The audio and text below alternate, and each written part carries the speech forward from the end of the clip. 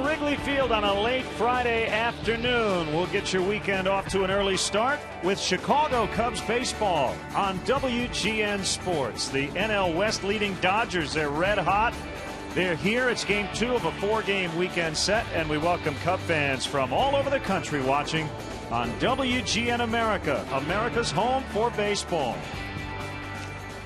Great to have you with us. Jim DeShays and Len Casper with you. 6-4, the Dodgers a winner last night in the opener, but it was an entertaining ball game. If you like home runs from young players, last night was your night. Yeah, good night for the youngsters. Athleticism on display in spades in last night's ball game. Here are the 3 guys that got it done with the bats. Yasiel Puig, our first look at him, just 22 years of age, 2 out of 4 with a home run and a double. Junior Lake with a couple of long balls, and Anthony Rizzo, who's been trending upward lately. He too just 23 years of age. Multi-home run game for him last night. All 3 guys are in their respective lineups here today. Good matchup of lefties on the mound. We'll start with the all-star for the Cubs, Travis Wood. What an outing he had in San Francisco. Yeah, after a couple so-so outings, he bounced back in a big way in San Francisco, including hitting his 3rd home run of the year. In a 2-1 game, he went deep. Castillo went deep. He pitched 7 innings, allowed 1 run in this game against the Giants. It was unearned. He punched out 7, worked around 4 walks. So Travis Wood back on the beam after an outstanding performance against that Giant club on Sunday. Yeah, it was a low-scoring affair. Only gave up 1 unearned run as he grabbed the win, and he will be opposed today by Hyunjin Ryu. He's from South Korea and putting together a nice rookie campaign. 26 years of age. He could be the Rookie of the Year in the National League. He's pitching a lot of important games for a very good club. Good changeup, pretty good heater. Reminding some folks of Fernando Valenzuela, who did so well for them as a rookie back in 1981. So the Cubs today try to grab a win after starting this homestand 1-4. Pretty exciting night last night for Lake and Rizzo. They combined for 4 home runs. We'll see if their teammates can help them out offensively today as well. Dodgers and Cubs, game 2 coming up.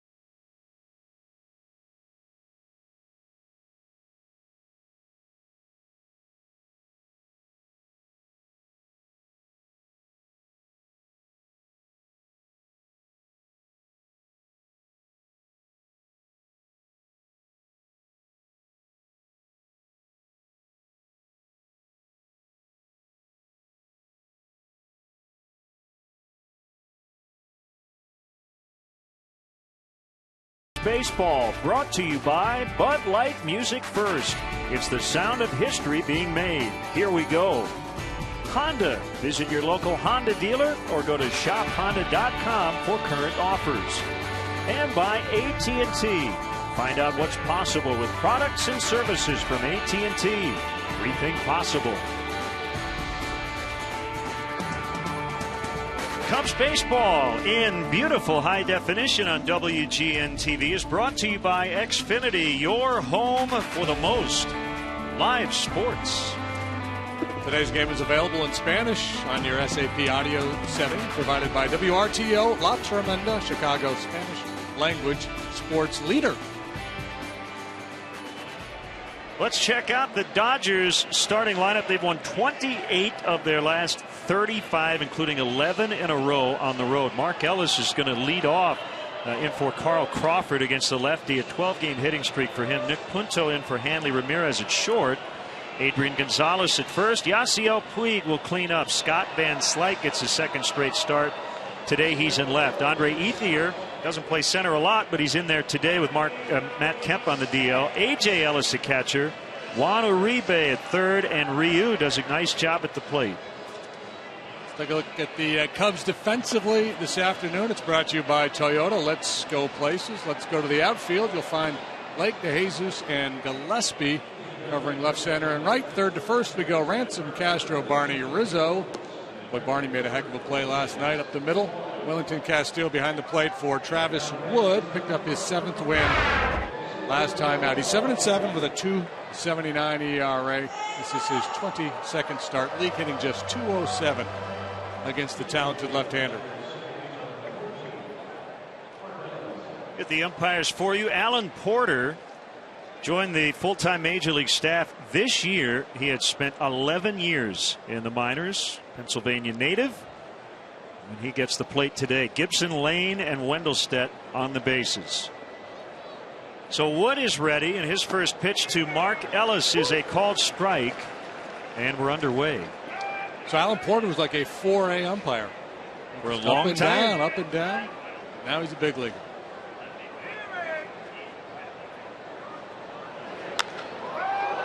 Fly ball into center. David DeJesus with the sunglasses on makes the catch. Wind is technically blowing in today. There is the threat of rain. But so far so good. 75 degrees and an east wind. Not a bad day at all. It felt like when I flipped my baseball card out there, my Greg Maddux card, it blew back underneath the deck in front of us. So if that's any indication, the wind is blowing in a little bit. Switch hitting shortstop Nick Punto, and he takes a strike after showing bunt. Punto's been better from this side of the plate, hitting a little over 300 against left-handed pitching this year. You see the numbers overall, 239. He's never been a big power guy. He sees a lot of pitches, good contact hitter.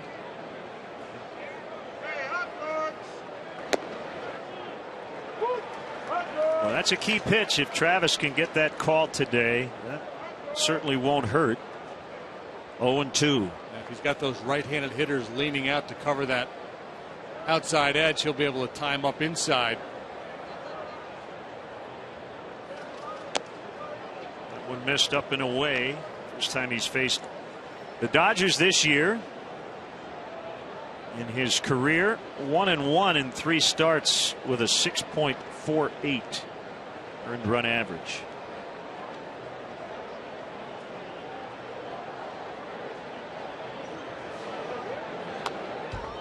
Well, back they went in with a fastball that time. It's his game. He goes east and west. He does have a changeup and every now and then a slow curve, but mostly it's about just changing sides of the plate. Cutters in, fastballs away.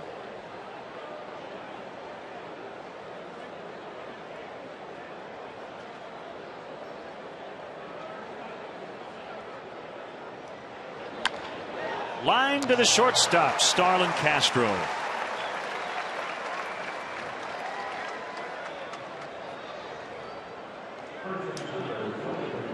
With 2 outs, it will be Adrian Gonzalez. 2 hits, an RBI, and a run last night.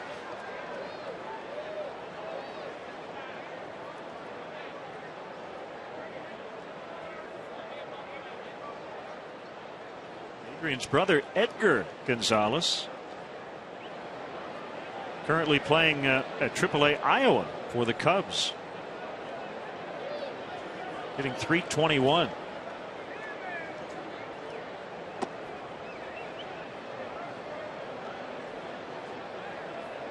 And great to see Mike Doc Emmerich at the ballpark. He came over, he lives in Michigan, came over with a group of fans. Little bus trip to Wrigley. It's his first trip to Wrigley Field since 1962. Just can't get enough of Chicago these days. Also can't get enough of watching the game from high above the stadium. We want to congratulate his broadcast partner Eddie Olczyk and his wife Diana on their 25th anniversary. What's that one? Is that silver or? It's one of the big ones. Yeah. Better step it up.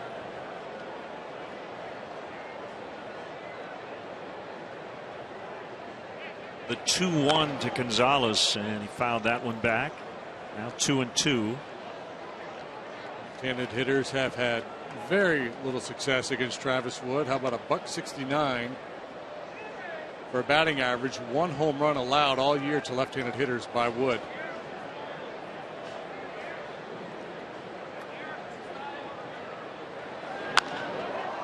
Fly ball well hit out in the left. Lake back to the barrier. And it's just over his reach. And Gonzalez has a double. He missed a home run by maybe a foot. Yeah, no sooner had I gotten. He's allowed just 1 home run all year to a left-handed hitter, and Gonzalez almost doubles that total. Well, he has great power to the opposite field.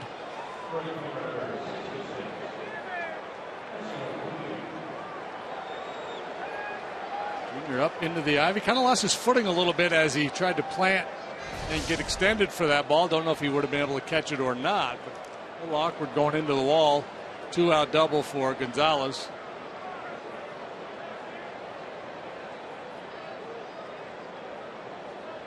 Yasiel Puig.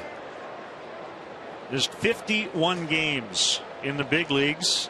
In his first 50, according to Elias, he became the first player since Joe DiMaggio 1936 to have 70 hits and 10 home runs. He hit his 11th last night. Foul tip, strike 1.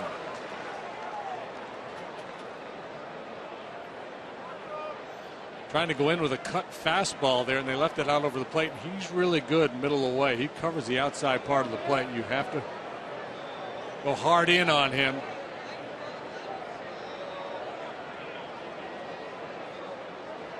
Try it again. Missed again, but another swing and a miss. He likes to hack. Dodgers have had to move some guys around in their outfield. Puig played center last night with Crawford in left, Van Slyke in right. Andre Ethier is in center today. Puig in right. Matt Kemp on the DL.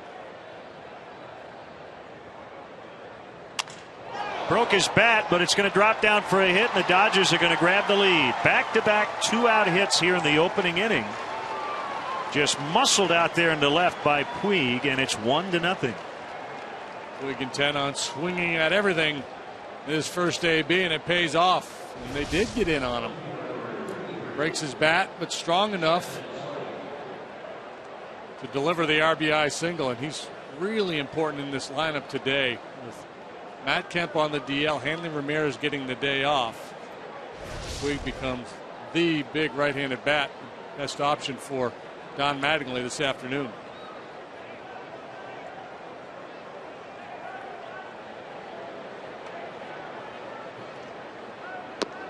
Scott Van Slyke takes a strike. Son of former big leaguer Andy Van Slyke. Back up here in the big leagues. Most recent call up was on Wednesday. Some DL time in June with a left shoulder injury.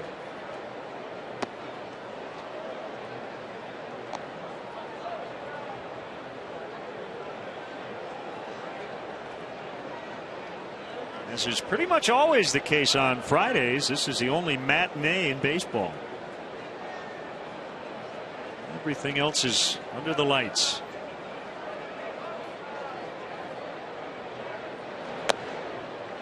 High for ball 2, 2-1.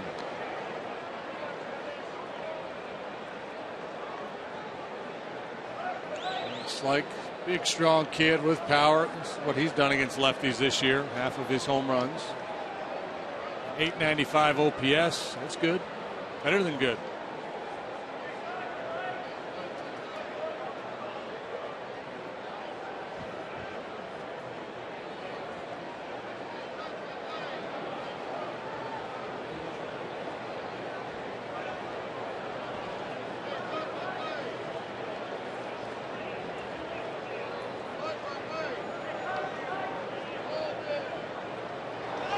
Puig runs and Van Slyke taps it foul. We got 7 steals, but he's been caught 5 times. Talking to scouts that have seen him play, he's just raw. He has tremendous skills. But he's a bit of a reckless defender and also on the bases. Run into some outs. Do some careless things in the outfield, but the skill set off the charts. Power, speed, cannon for an arm.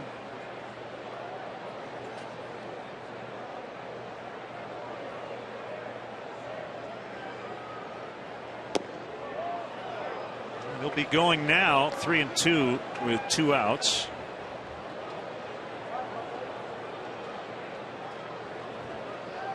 It's Ethier on deck.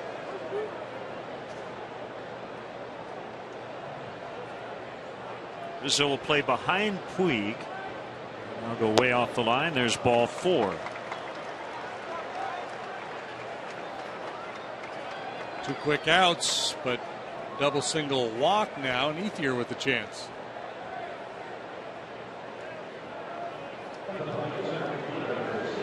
Prior to this year, Ethier had made 1 career start in the big leagues in center.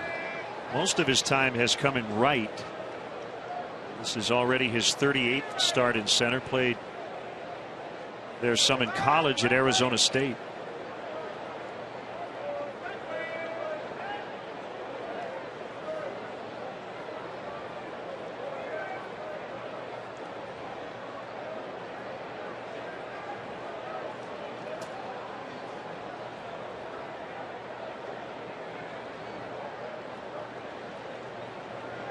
Two on, a run in, and the pitch to Ethier. And he went around. The pitch was not in the zone, but Alan Porter said he swung at it. I always like it when the batter looks back at his own dugout. You going to petition the court on my behalf? Just 2 runs allowed in the first inning in his 21 previous starts. In fact, Stats had a note that his ERA for his first 5 innings pitched of his games this year is the best in the league.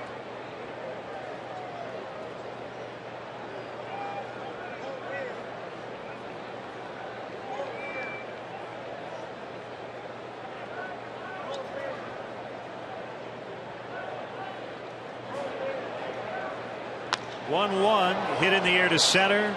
The problem for DeJesus. The Dodgers rally with 2 outs, get a run, and the Cubs are coming up when we return.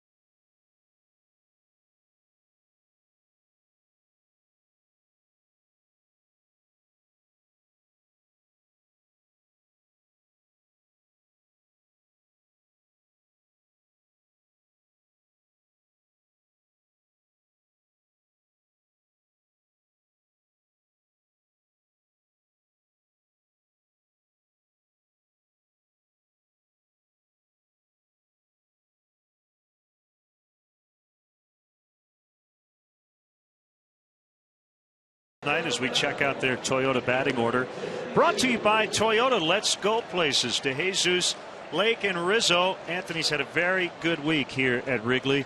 Wellington Castillo cleaning up for the first time in his career. Castro will hit 5th, Ransom at 3rd batting 6th. Gillespie gets a start for Sherholtz and right. Barney at second, and Wood, the pitcher, hitting .293 with 3 homers. Dodgers defensively. Van Slyke moves over to left field. Ethier, as Len mentioned, in center today. Strong-armed Puig in right. Dependable up the middle with Punto and Ellis. Uribe third. Adrian Gonzalez has won 3 Gold Gloves at first base, but he's made 9 errors this year. And A.J. Ellis really good behind the plate. Hyunjin Ryu, 26-year-old left-hander from Korea. 9-3 with a 3.14 earned run average through 20 big league starts. 6'2", 255, and that's his first ever pitch here at Wrigley Field. Ball 1. Outside to DeJesus.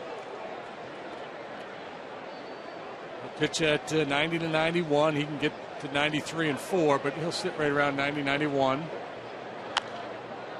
Got some deception in that elevated fastball. That one at 88. Slider, curveball, and a changeup. Changeup might be his best pitch. He really uses that to help neutralize the right-handed hitters. He got a 6-year, $36 million deal on December 12th. There was also a posting fee, $25.7 million. The Dodgers had to pay that for the right to negotiate with him. He had been pitching for the Hanwha Eagles of the Korean baseball organization. 7-time All-Star there. And that's going to be a base hit to start the Cubs first. Solid single for DeJesus.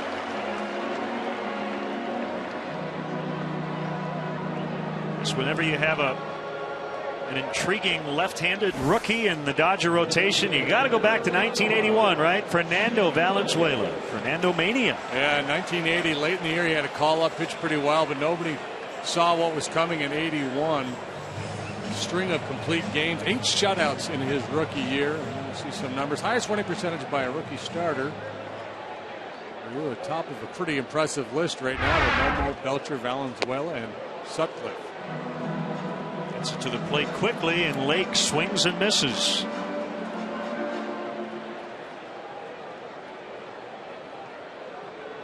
So he and Rizzo both hit 2 homers last night. For the first time, the Cubs lost a game in which it had at least 2 guys hit at least 2 home runs. Last time it happened, 1955. They lost to the Cardinals in St. Louis 12-11 in 14 innings. Despite the fact that Dee Fondy, Ernie Banks, and Randy Jackson all hit 2 homers in that game. Now you hit 4 home runs in a game and lose, you figure it's going to be a 12-11 type game. 6-4 last night. All the offense for the Cubs coming on those 4 solo home runs. They only had 1 other hit in the ball game. Weird night.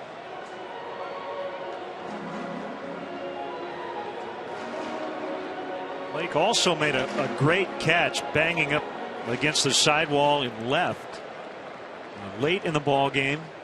He's got a sore quad as a result, but generally okay.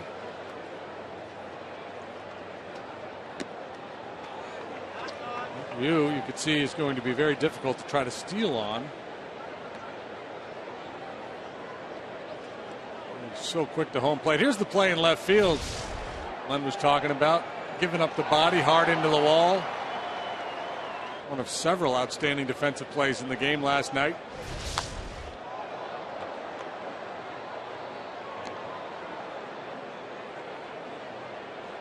Mentioned this on the blog, writing about Junior Lake. There's that fine line between aggressive and reckless, and I think he and Yasiel Puig are both kind of going through that process of what that line is. Just off the inside corner. It's full, 3-2. And sometimes for a player, you're not so much on a play like that, but on the bases and leaving your feet in the outfield, just the motor needs to slow down just a little bit. But when you first get to the big leagues, there's so much adrenaline. Game's moving awfully fast for you. DeJesus runs. There's a bouncer foul past third. And Cub fans, make sure you check out Len and JD's baseball blog. It's up at WGNTV.com. Sponsored by Jeff Vukovich. your nationwide insurance agent serving the area for 34 years. To join the nation, contact Jeff at jeffboot.com. Nationwide is on your side. I have a post on game 1 of this series and some of the power we saw, and we have game notes as well.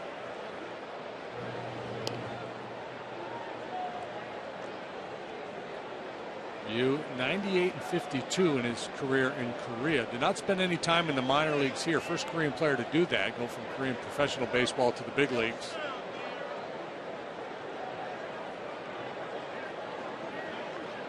A 17 strikeout game in 2010. Now they're 2 big offseason acquisitions. 40% of their starting staff, Ryu and Zach Greinke, who will start on Sunday.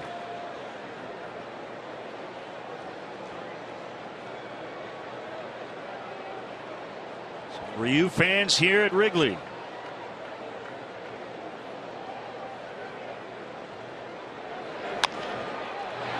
Ellis can't get it. It's under his glove. DeJesus is going to stop at second.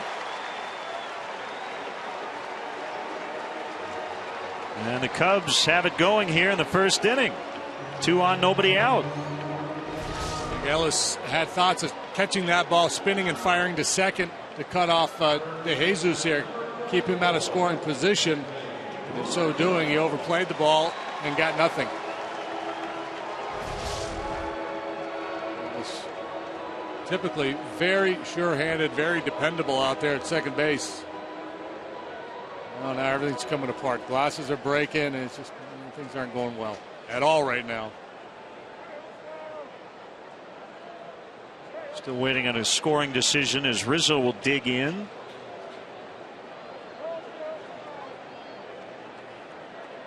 It's a hit for Lake.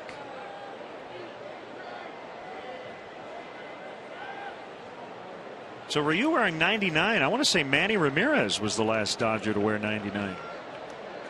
It seems like a Manny number, doesn't it? Yeah, it does.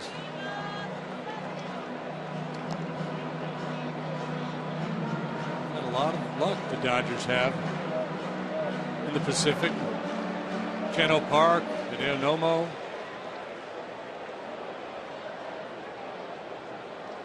I'm forgetting the other lefty they had that was so good for a while.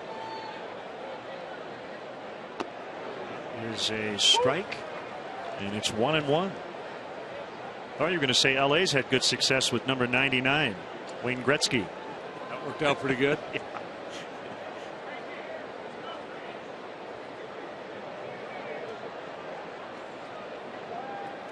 The pitch. 2-1.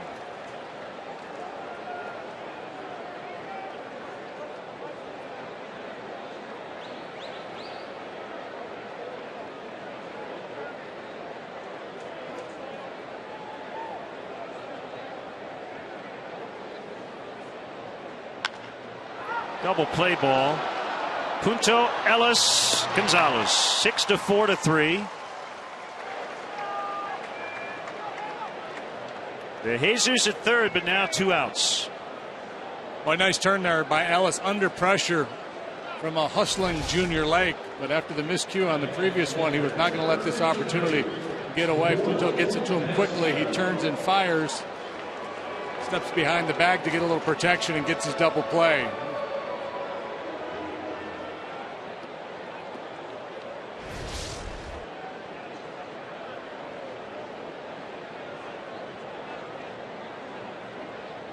It's up to Wellington Castillo. This is the first time, not only has he ever hit cleanup, it's the first time in his career he's hit above 5th in the order, even as a pinch hitter.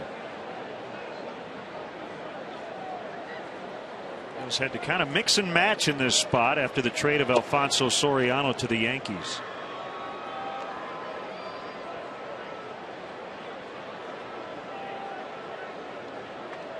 And obviously that's not ideal. No, you'd love to have a big slugger you could just plop in there and hit him 4th every day and not have to worry about it.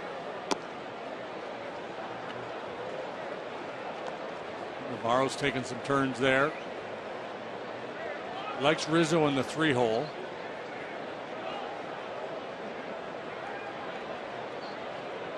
It's about the only secure spot right now. Jesus leading off, certainly, especially against righties, but all the other areas in the lineup kind of moving parts. Which to a certain extent frees up a manager to play the matchup game. If you get a lefty out there, he envisions the lineup looking one way, a righty on the mound. It's going to be a little bit different. Shearholt's middle of the order guy with a righty on the mound. You can hit him fourth or fifth.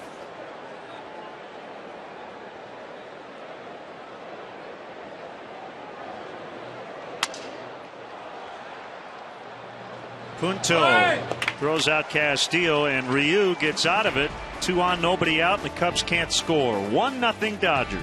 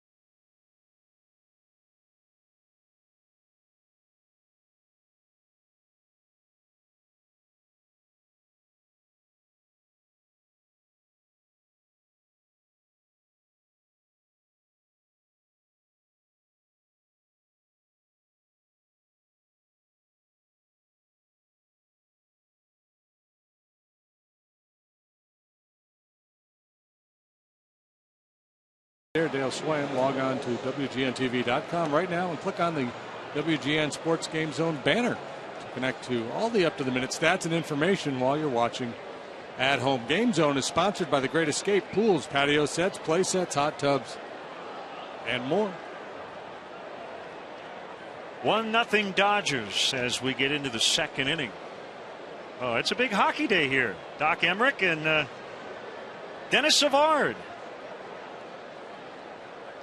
Mr. Savard a little closer to the action, but as I said, Doc's used to sitting a little higher in the ballpark. I would call Doc Emmerich the Vin Scully of hockey. Would that be an appropriate analogy? Probably. I'm not as well versed in the modern hockey broadcasters. When I was a big hockey fan, it was Foster Hewitt and Danny Gallivan, and Hockey Night in Canada guys. Dan Kelly.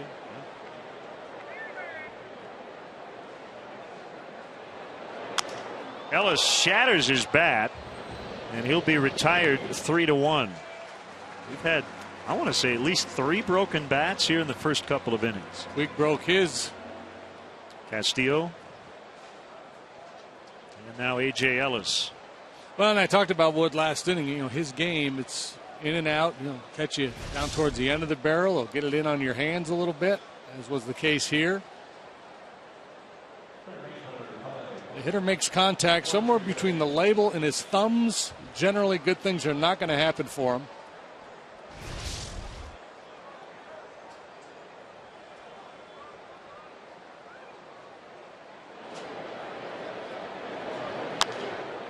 Juan Uribe fouls first base side out of play.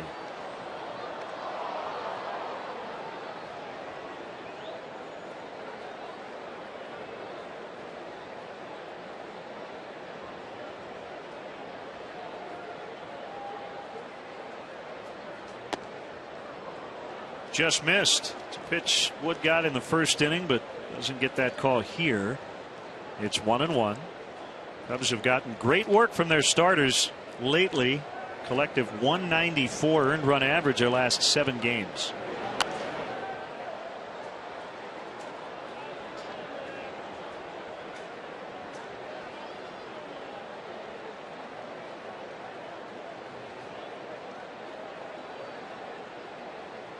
It was good enough on the road trip at the end in sweeping the Giants, but since coming home, not so much.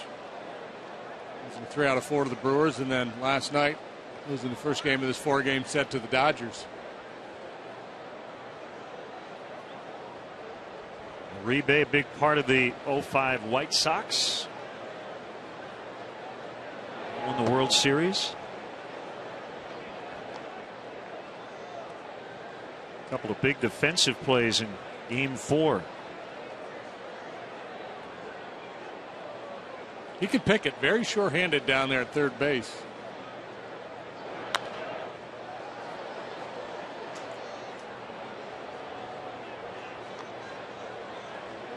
What is going on here? It's a hockey reunion.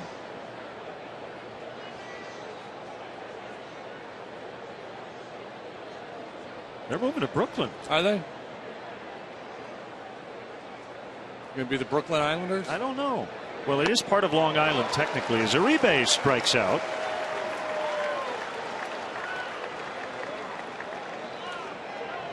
Swing for the fences with a new Home Run Derby mobile game from MLB.com. Choose one of 32 Home Run Derby competitors, including everyone from the 2013 Derby.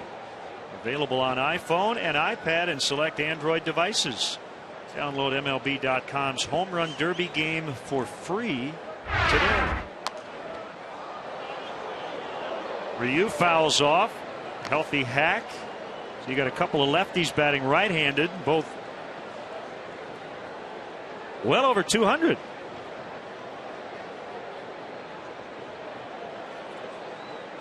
What comes in at 293.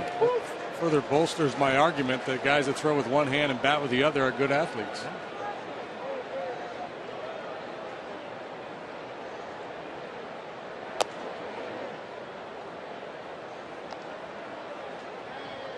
Legend has it that when Ryu was a kid, his dad brought him home a baseball glove, and the glove went on his right hand, and that's why he pitches left-handed.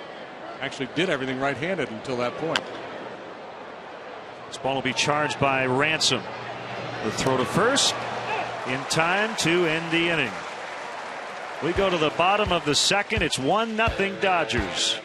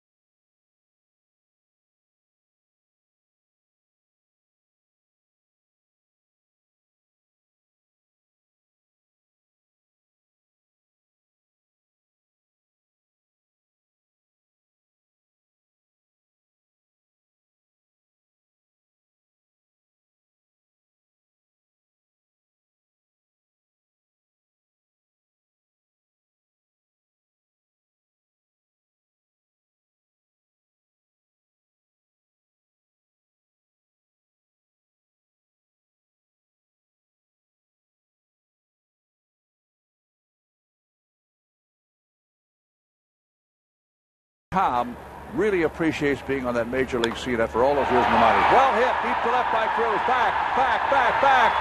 Hey! Number 6 for Cruz, and the Cubs have broken into the scoring column on the Dodgers here at Wrigley Field.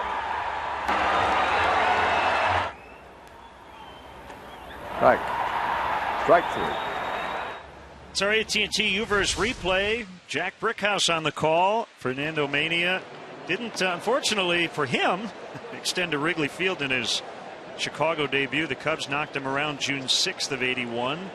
7 runs, a couple of homers in 3 1/3 innings. His manager, Tommy Lasorda. Find out what's possible with products and services from AT&T. Rethink possible.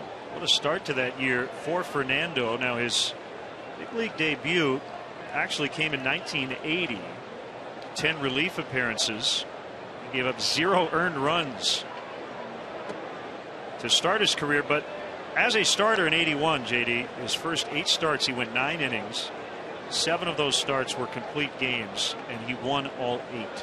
He was 8-0 with a .050 earned run average. Castro, bad luck. He lines out to Punto as we start the Cubs second.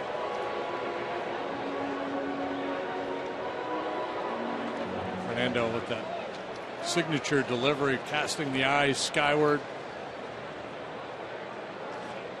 Like Ryu, he was an outstanding hitter. That particular day, June 6th of '81, Rick Sutcliffe got into the game for the Dodgers. 2 scoreless innings. Dusty Baker was in left. Rick Monday pinch hit. Rick is just about 40 feet away from us in the Dodger radio booth today. 1-0 on Cody Ransom.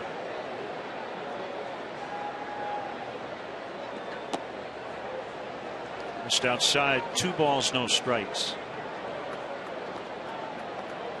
Yeah, if you look at Fernando's numbers that year, you would probably wonder, well, wait a minute, he didn't even go 200 innings, only 25 starts. Well, that was the strike year.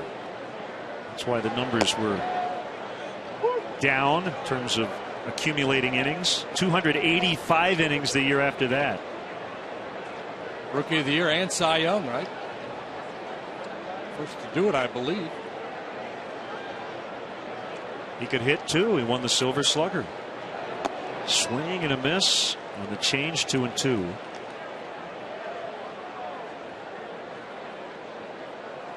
Ryu, in terms of batting average against, has been significantly better against right-handed hitters. A changeup is why.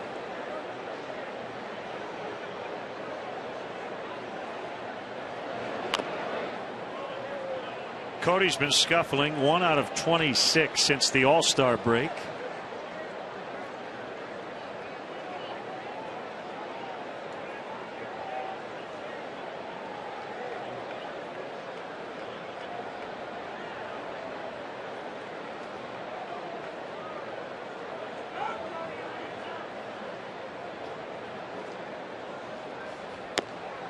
Called strike 3 for his first strikeout. Well, August is upon us. There's still time to bring the family out and enjoy a game before the school year begins. A good way to treat the kiddos. Tickets are available for this weekend's matchup with the Dodgers. And then also coming to town, Reds, Cardinals, Nationals, and Phillies. They're all here this month. Make your plans today. Purchase tickets at Cubs.com.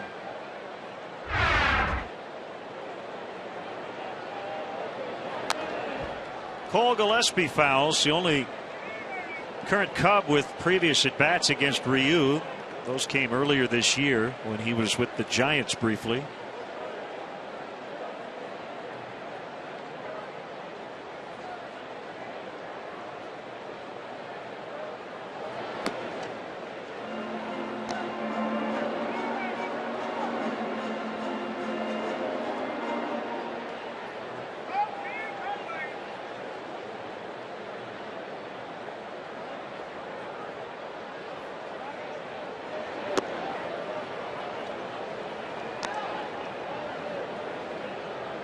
Strange to see Carlos Marmol in a different uniform, even though still wearing blue. Traded to the Dodgers for Matt Guerrier, who's now in the Cubs bullpen.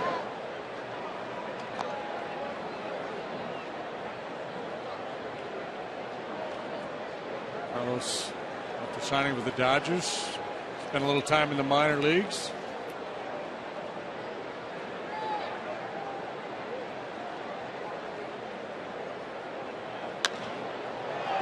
That's a fair ball for Gillespie. Puig will pick it up. Gillespie slides into second with a double. Third Cub hit already.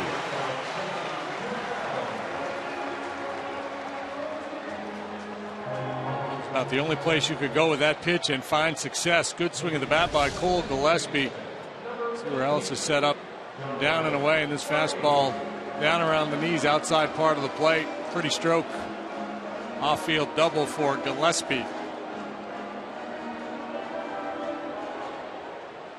Marmol with the Dodgers has only pitched twice, 2 2/3 innings, giving up 6 hits and 4 runs. Darwin Barney hitting just a .154 in the second half. Strike one.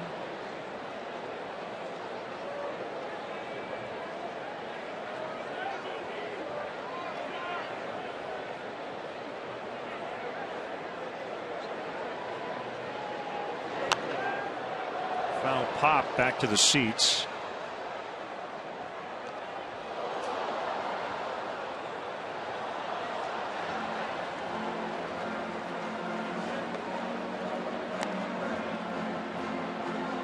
With pretty decent strikeout numbers, 105 punch-outs and 129 innings coming into this one. He had a 12 strikeout game against the Rockies back at the end of April. Struck out 9 Reds last time out.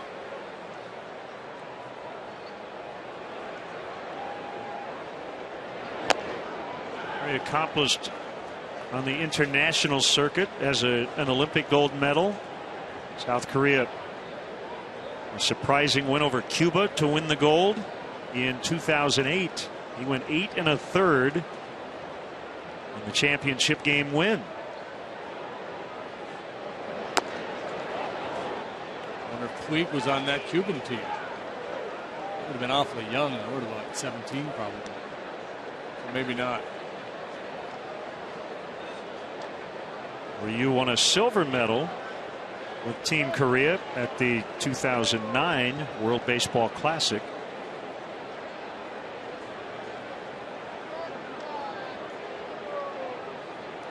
And the 2-2 to Barney, pulls this one to left. And it's going to land on the warning track. That'll send Gillespie to the plate. And the Cubs have tied it on a Darwin Barney double.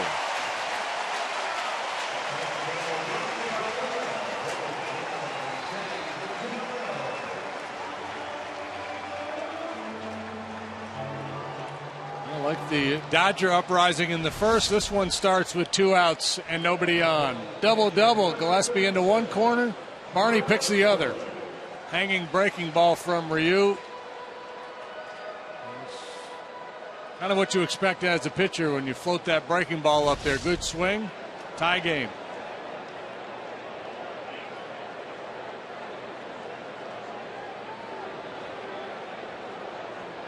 Travis Wood, 2 for 3 with a home run in his last start. He's 3 homers this year, including a grand slam.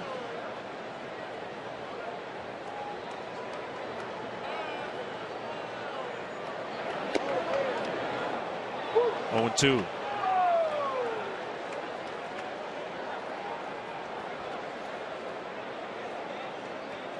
Don Mattingly, manager of the Dodgers in his 3rd season. Wood fans, and the inning is over, but Barney ties it with the RBI double. It's 1-1 after 2.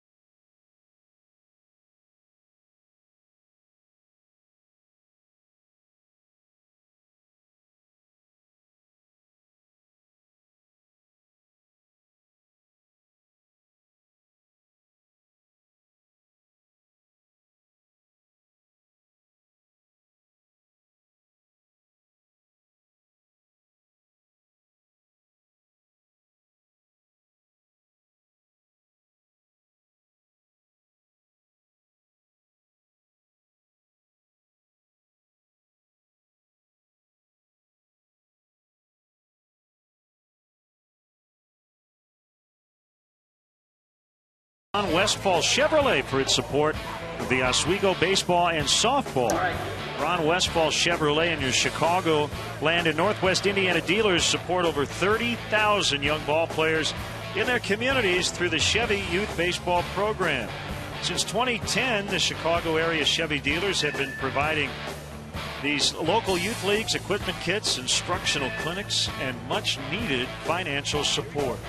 So once again, from the big leagues to the youth leagues, Chevy is truly the official vehicle of baseball.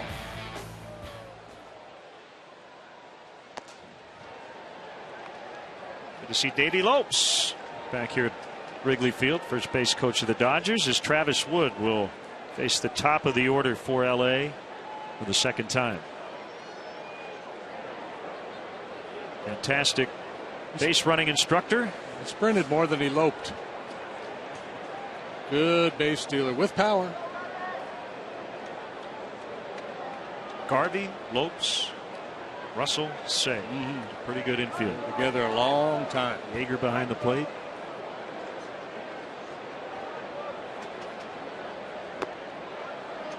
Called strike on Ellis. No relation to AJ.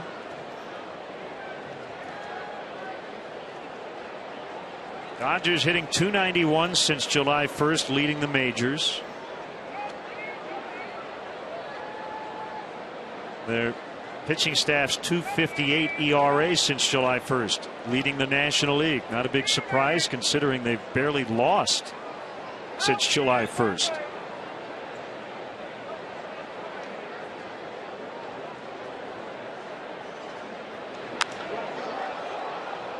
DeJesus going back. It's over his head. That ball took off. And Ellis has a 13-game hitting streak. Last night it was home runs. Today doubles. Cubs have 2. Now the Dodgers with 2 as well. This is a leadoff double. And say time and time again, the most difficult play for a center fielder is that ball hit on that trajectory directly over their head. Very difficult to get a read on the depth of that ball. No real angle. And it goes a leadoff double.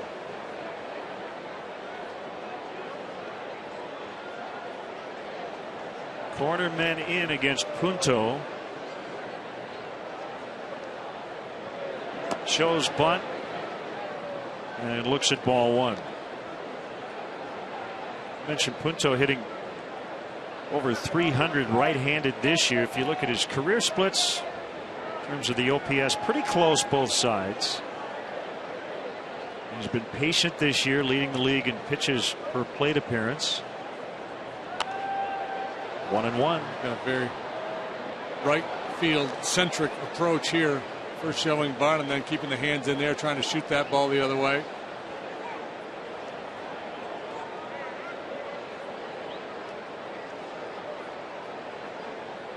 Well, the big league scene a good long while now. Utility guy, can play all over the infield. His debut with the Phillies in 01. Speaking of right field, he'll give the Dodgers their second lead. Ellis will score, and the ball gets past Gillespie. Punto slid into second, so that prevented him from thinking about third.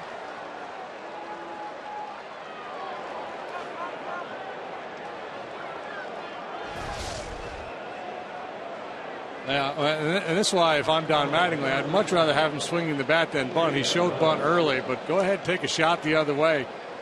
If you find a hole, you got yourself a knock. This time it's down the line. It's better than a knock. It's yet another double.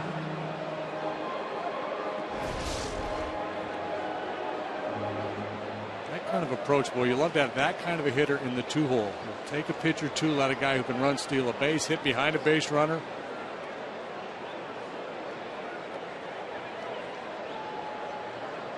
Doesn't get much easier now, starting with Gonzalez. Drove a ball to the barrier and left for a double. His first at bat. Swing and a miss, strike one.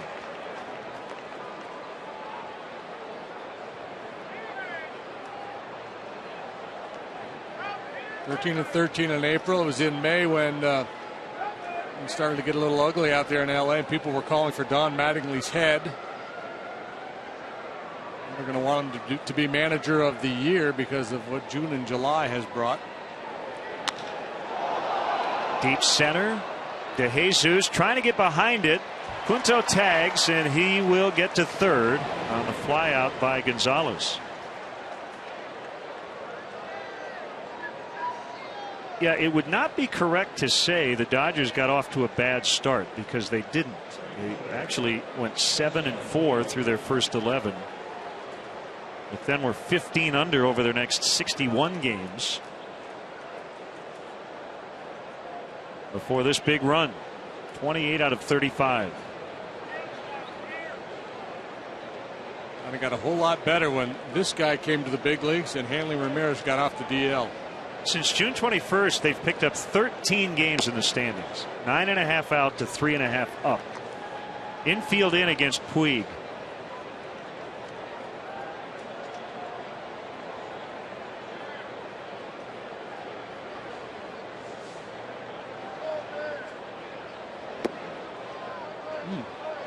A couple shots at that inside corner and apparently missed both times. Not bad looking pitches. On our third one out, Dodgers cash in 60% of the time. Cubs have been good preventing these runs. 3-0.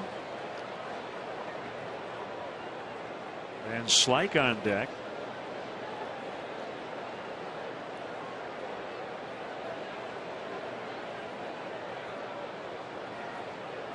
I suspect he's got the green light here, so you better be careful. Where you going? Got some bad body language Puig does. He's taking a lot of heat around the league for some of his actions on the field.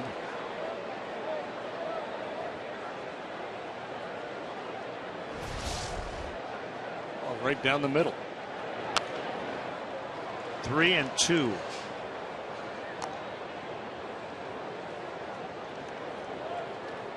And slowly climb Yasiel Puig. He is a large human being, big, strong kid. He's not the only one on this team. The guy on deck, Van Slyke, Matt Kemp, Hanley Ramirez. Still 3-2.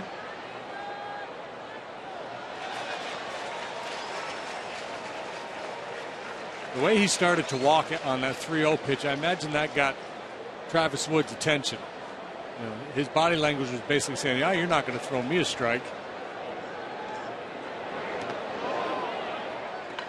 Check it. He was able to hold up.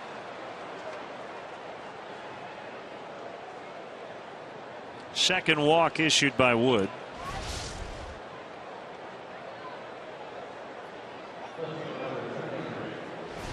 He was able to keep the barrel back. There's their hitting coach, Mark McGuire, defected from the Cardinals.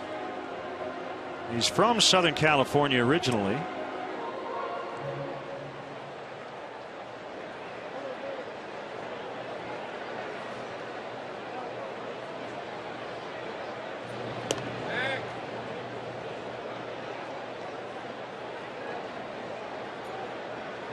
Dodgers had that big brawl with the Diamondbacks earlier this year, and it was fun to watch because so many of the main participants were the coaching staff and all those guys, star players from the 80s.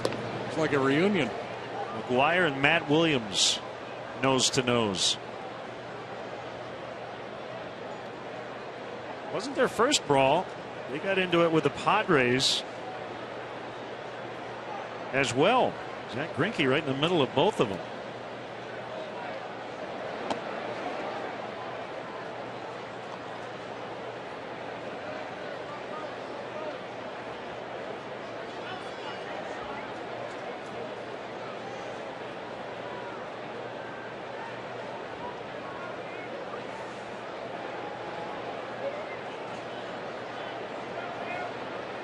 Puig takes off. The pitch is in. Now he gets hung up between first and second. Throw goes to third.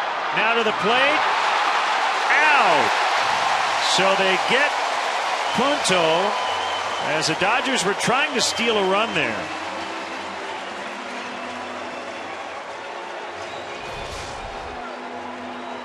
I think, Puig just likes to run, and it's very difficult to get a good jump off of Travis Wood. He's hung out to dry, so he slams on the brakes.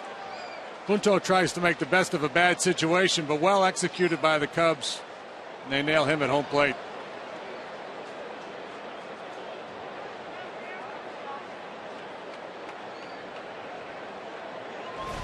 Diving for that back corner of the plate. Castillo was not about to let him get there. Meanwhile, 2-0 on Van Slyke.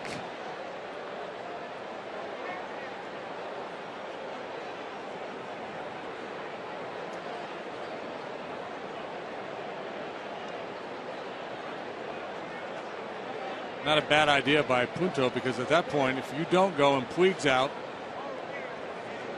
you don't gain that much because you're standing at third base with 2 outs, and that 2-out sacrifice fly doesn't really help a whole lot. You might as well take a shot at trying to come home.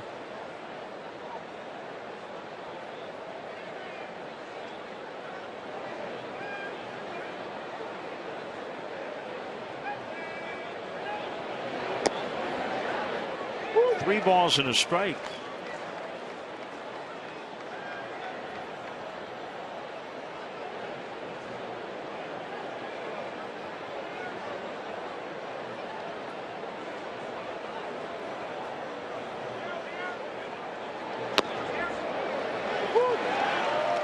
Second Dodger to take a step toward first on what he thought was ball 4. Davey Lopes might have to throw a lasso around Puig next time he's on first base.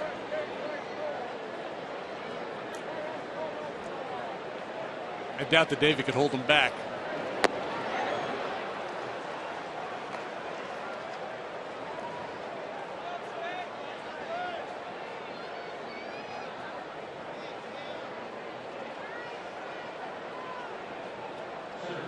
Spazio watches as Andre Ethier will step in for the second time.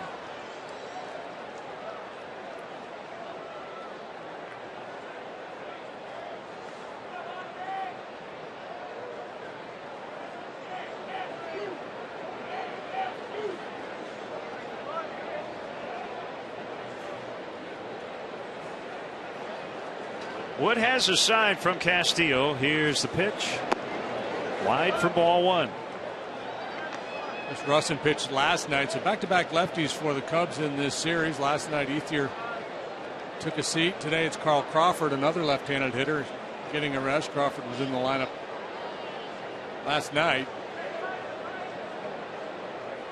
Sure is a lot easier to mix and match if you're Don Mattingly when you're playing as well as the Dodgers are. Certain spots when you feel like you have to win, you may go against matchups just to keep your quote star players in the lineup, and you never give your bench guys any action. They have 56 games the final 60 days of the season, so they don't have a lot of off days remaining. They had a bunch early. You've got to pick your spots to rest your guys. Some of your older players, guys that play demanding positions, middle infielders, center fielders, catchers.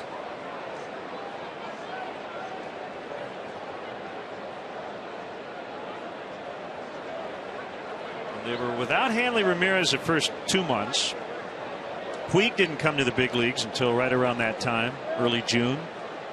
Kemp's been on the DL 3 different times. They've had all kinds of injuries to starting pitchers. Ball 4, they're loaded. 3 straight walks for Travis Wood. And if not for Puig's base running adventures, he'd really be in trouble. Well, he really is in trouble. His bases are loaded here.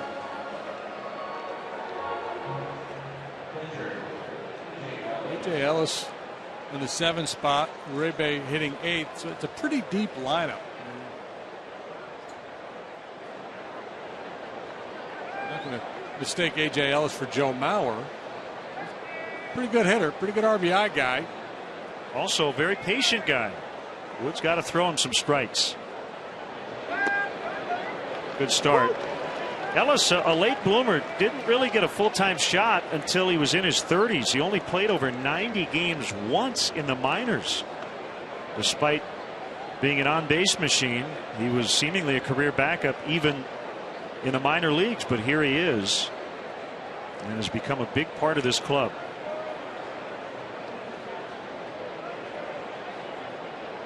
Two years ago, limited action, 392 on base. Last year, 133 games, 373 on base percentage with 13 home runs. 0-2.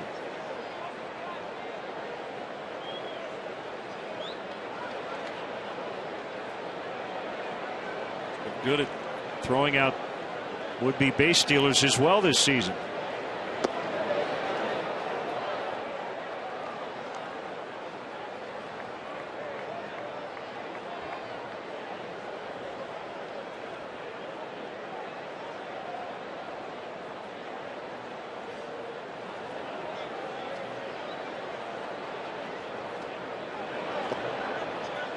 Two and two.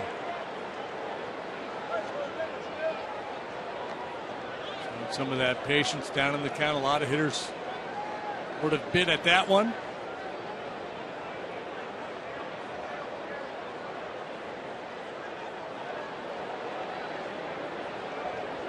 Like to get it done here on the 2-2. If you go 3-2, anything in the gap scores 3 with the runners moving.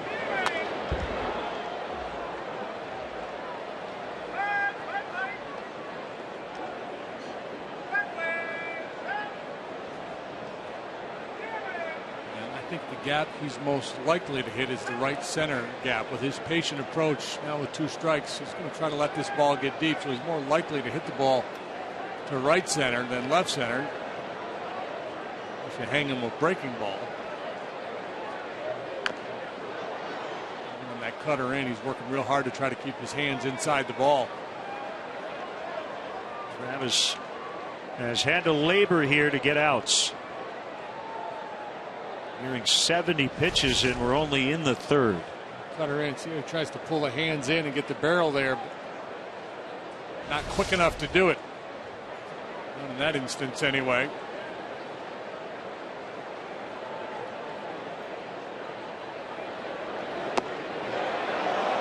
He has not gotten much leeway on either side of the plate. I imagine he would tell you he's getting squeezed a little bit both on that one there and the fastball on the outside corner. It didn't start that way. He got a pitch right off the bat, maybe 3 pitches into the game on the outside corner, but it seemed to buy it. Porter got it right. It was off the plate. Runners go on the 3-2. Fouled off.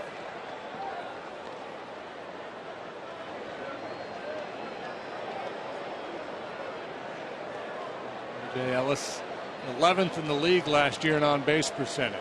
34th pitch of the inning coming here from Travis Wood.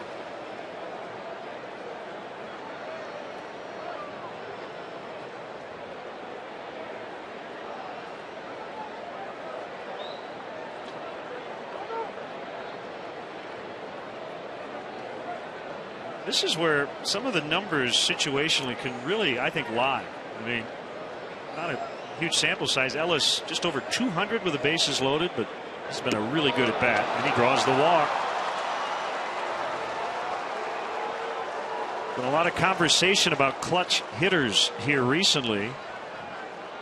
I don't care if it's 180 with the bases loaded. Because of his eye at the plate, that puts a lot of pressure on a pitcher. It started 0-2, and he ended up walking. Yeah, and it's not like you could argue that Travis just lost it. I mean, he threw a lot of quality pitches in that sequence after going 0-2. He didn't want to give in and throw him a cookie with the bases loaded, and Ellis just showed great discipline.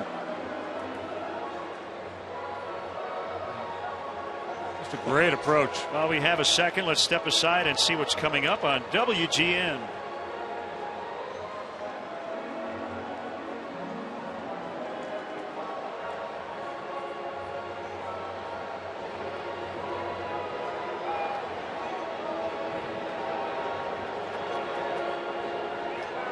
Four consecutive walks. Puig, Van Slyke, Ethier, and Ellis. And the last couple coming with 2 outs.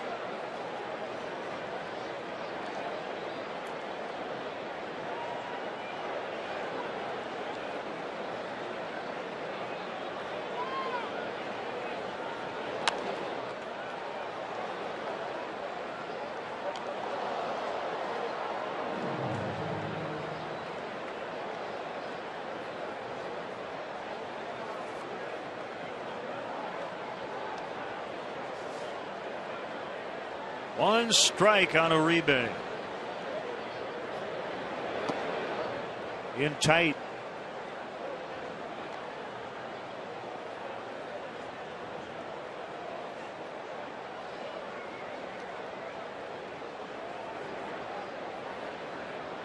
Dodger hitters doing a pretty good job not offering at that cut fastball in. That's where Travis gets a lot of outs.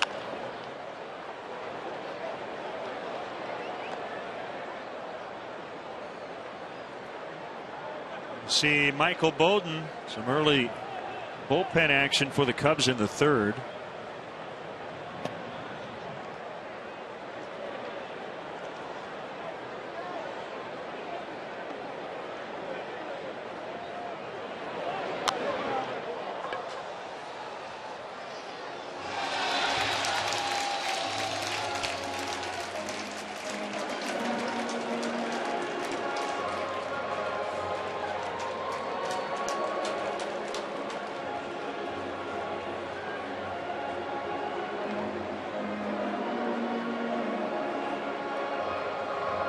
Sorry, I was distracted by the fan making the play down there in the stands. It's a nice play. Got a big hug from his daughter.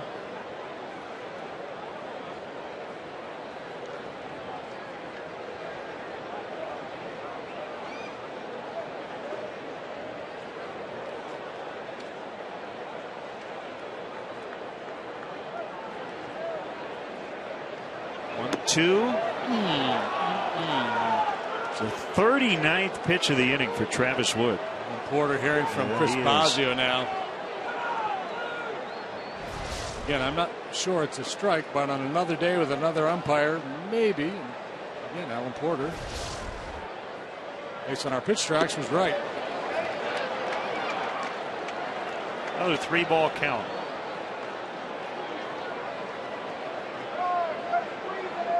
Gotta be tough-minded here. There's a temptation. A day like today, when you're struggling to, what the heck with it, you just pump one in there. You're still trying to make a pitch. Runners go on the 3-2. Liners picked by Castro to finally end the inning. They get a couple runs, and it's 3-1 Dodgers.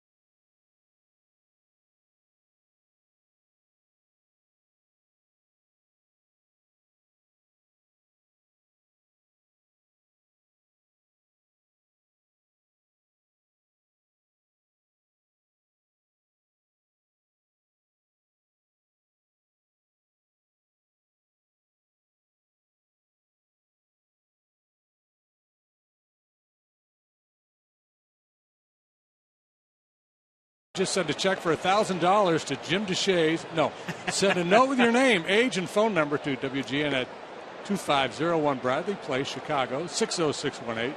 And you could be joining us for the Cubs Nationals game on August 21st. Entries must be received by Thursday, August 15th, and you must be at least 21 years of age. That is a Wednesday night here on WGN. 7 o'clock. Be out there kicking back, watching some hardball. harassing Bryce Harper. Catching a home run or two, hopefully. Cubs with some work to do, trailing 3-1. Travis Wood, 79 pitches through 3 innings, including 41 in the top of the third, the most pitches a Cub pitcher has thrown in an inning all year.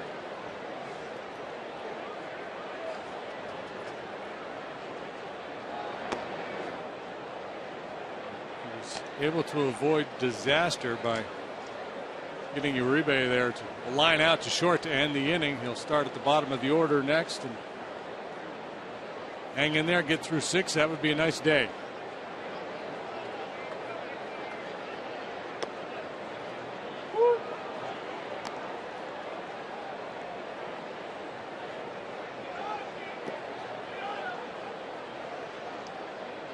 You had a long time to wait in the dugout while that inning rolled along. Does not appear to have adversely affected him.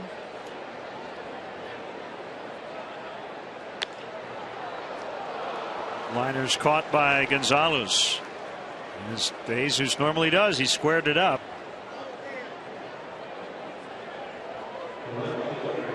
One out, it'll bring up Junior Lake. JD alluded to this last night, but if you missed it, the Cubs signing Dominican outfielder Eloy Jimenez, 16 years old, and was considered the #1 ranked international prospect. MLB.com had him as #1. 6'4", 198. Probably be 6'4", 230 by the time he gets to the big leagues. Fill out, put on some muscle.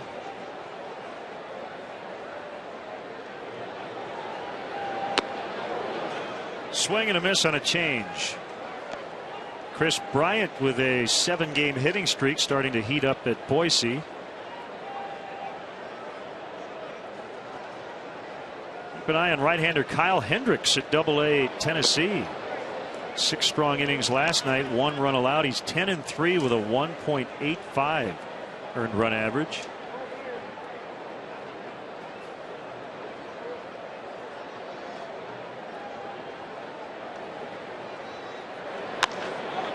Rolled into center, and Junior Lake is 2 for 2. It's his 4th hit of the series. Cubs today announcing their player and pitcher of the month for July. Kane County first baseman Dan Vogelbach.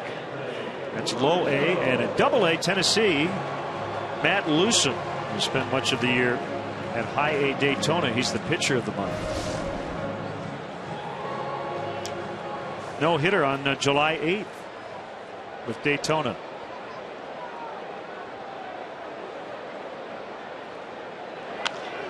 Rizzo in the air to left. Van Slyke will now drift in.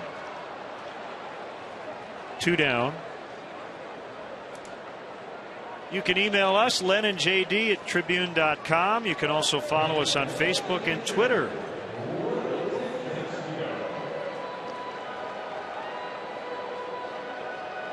Justin Bour down at Tennessee.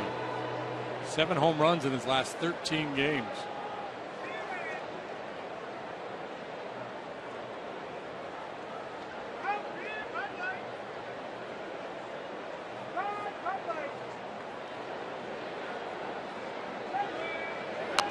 Castillo fouls back to the net.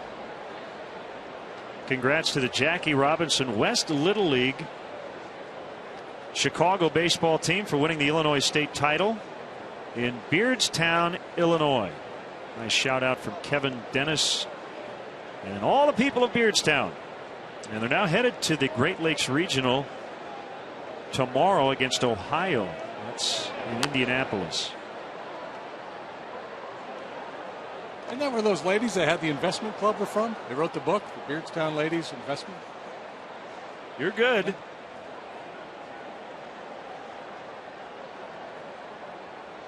Where do you find room in your brain for all that info? I had that book. It's such a unique name, Beardstown. Beardstown ladies. I start calling you Wikipedia.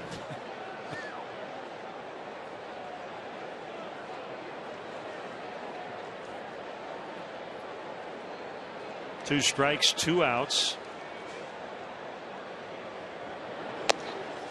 High for ball 1.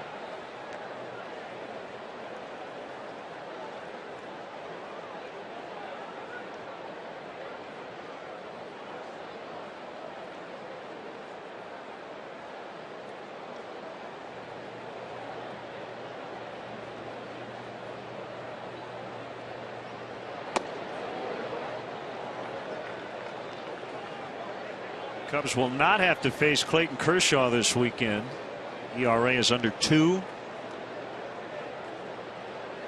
Probably should be the pitcher of the month in the National League. 134 in July.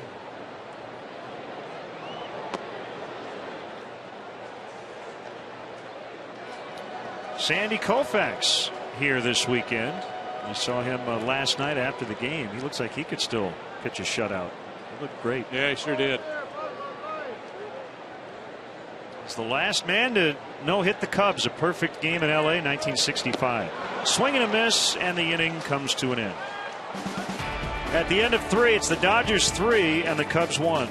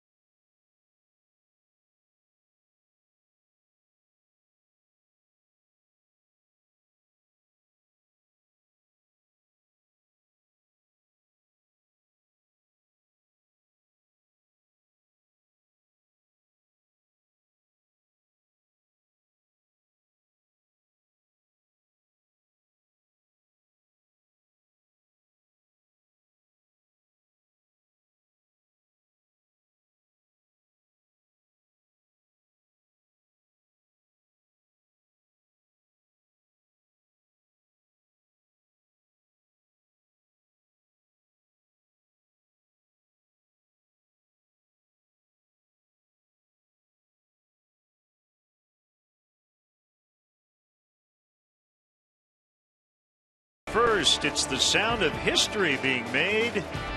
Here we go. Lots of music this weekend. Lala. Hopefully the weather will cooperate. Had to be a little soggy over there today just with the rain that came overnight. Ryu leading off the Dodger 4th, and he swings and misses. Travis Wood in desperate need of a low pitch 1-2-3 inning.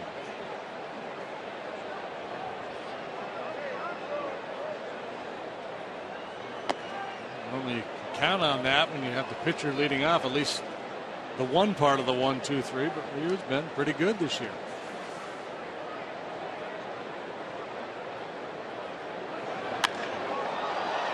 Smacked into center for a base hit. There you go. That's for the 1.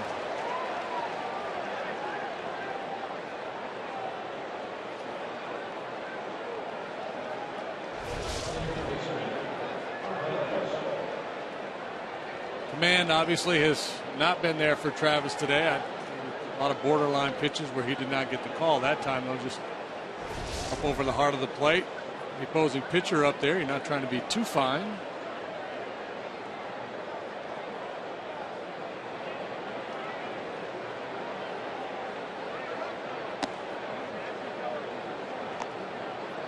Ellis 1 for 2 with a double and a run.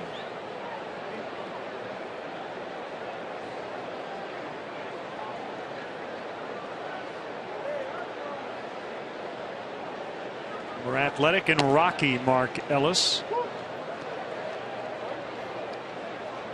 Decent power years with the A's.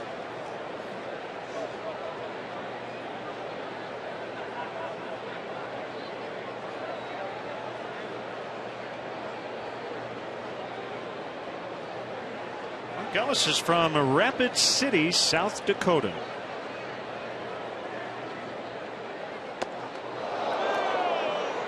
There by Mount Rushmore, Roger Maris in that neck of the woods.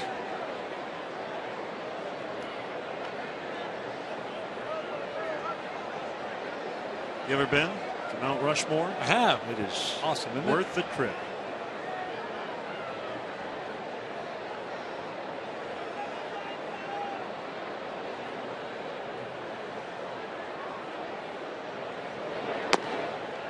Two and two.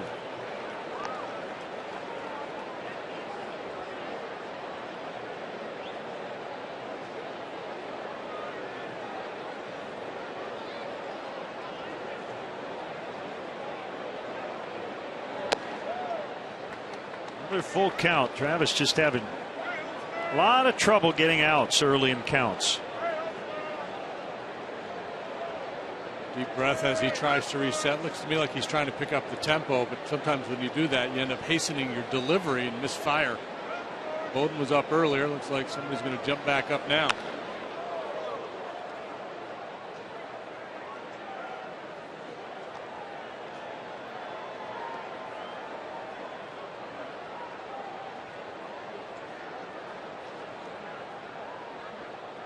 There's Bowden again.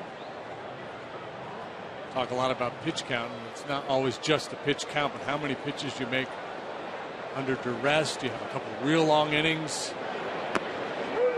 Called strike three. Ellis didn't agree.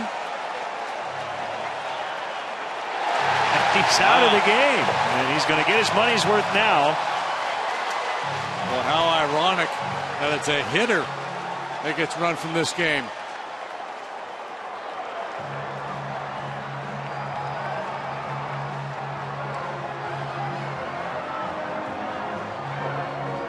Wasn't that far outside, Mark.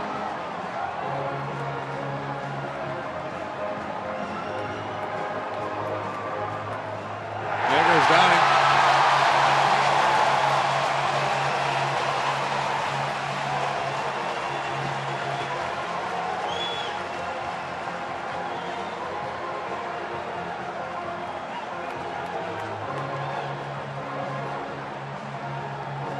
He's going to take it to a higher court.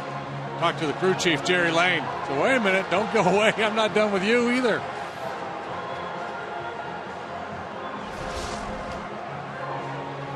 Porter's had a pretty tight zone most of the day. This backdoor breaking ball was off the plate.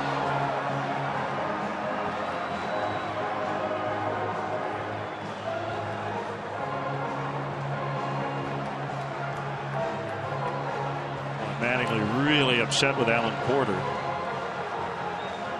Couldn't tell if there was contact, but obviously you heard the crowd react.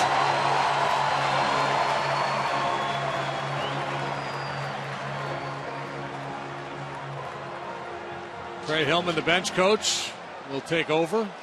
Former manager of the Kansas City Royals.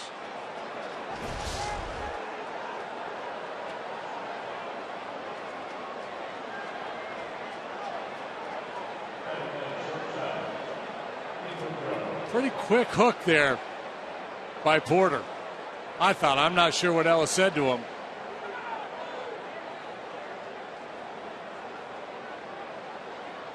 Oh, yeah. Yeah. The usual, did you bump me? Yeah, Porter, no, you bumped me. Yeah. Well, reports will be filed and they'll sort it out.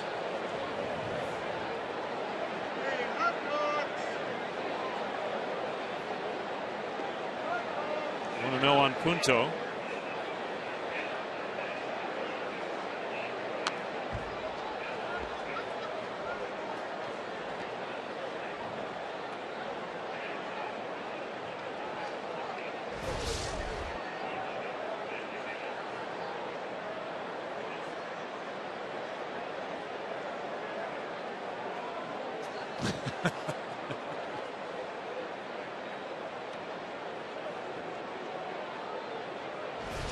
It's like basketball, the rule of verticality. He had position, he could go up. Bill Raftery would be arguing for a no call.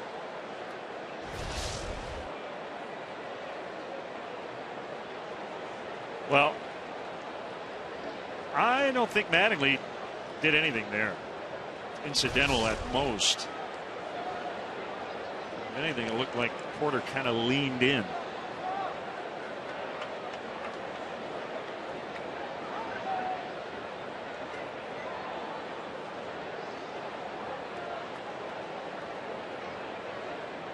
Trey Hillman's done this before. The big league manager.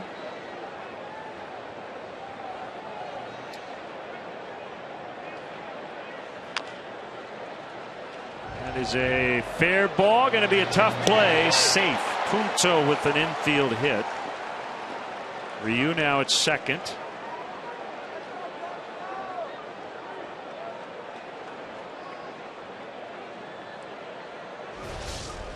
Second hit of the day for Punto. Had the double to right last time. Now an infield knock. To look like one of those days for Travis Wood. He hasn't had many. And so dependable.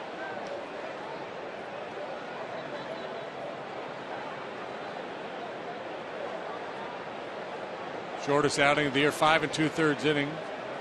He's done that 3 times. Tap foul by Gonzalez.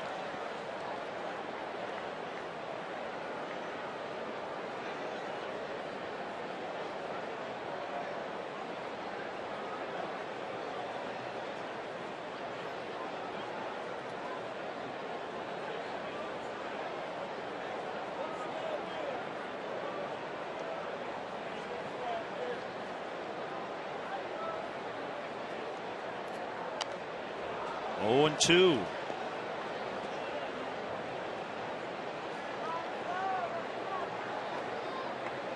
It's easy to forget that Adrian Gonzalez, as much as he's moved around in his career, he was a first overall pick in the 2000 draft by the Florida Marlins. He moved down to Texas, back to his hometown in San Diego, the Red Sox, and now the Dodgers.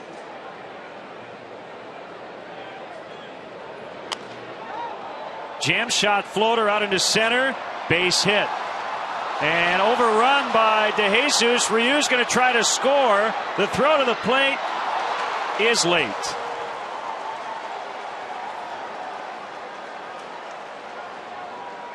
Not particularly graceful, but Ryu able to score from second. Now, everything about this game in the last couple of innings, if you were to put a headline on it, it would just be ugly. You know, all the walks. And now a couple funky plays here. Wood not getting hit hard in this inning. An infield single followed by this bloop single. The ball's got some funky spin on it. It kicks away from DeJesus, but it'll be a single in the air. Ryu, instead of picking up his third base coach, is looking over his shoulder. Then he gets the green light and chugs on home.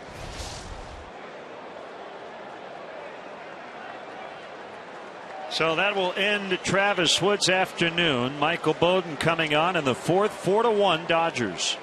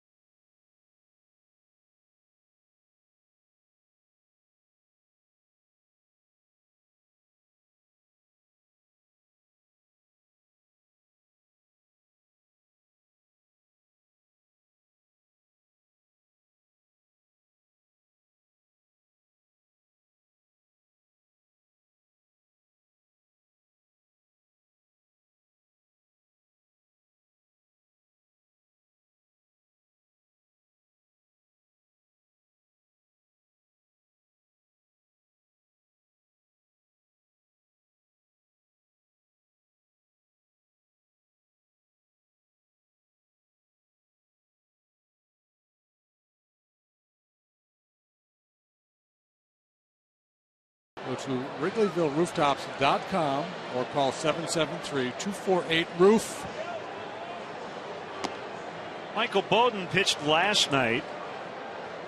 He gave up the big pinch hit 2-run single to Jerry Hairston Jr. Those runs were charged to the starter Chris Russin. Bowden then later allowed Hairston to score, so 1 run, 3 hits in his inning of work.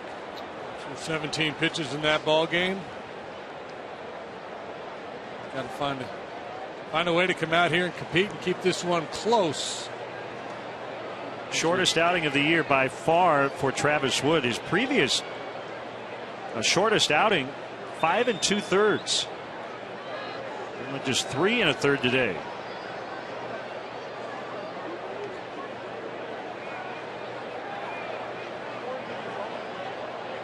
Infield in, Puig takes a big hack and he missed it. 2nd and 3rd. Punto at 3rd, Gonzalez at 2nd. Single walk so far for Puig today. That looked like a split finger pitch from Bowden. Fastball, slider, splitter.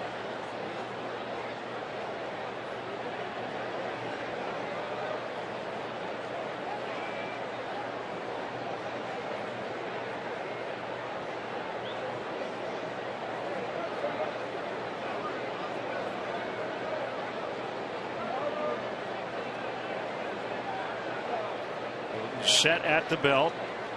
Here it is. 0-2.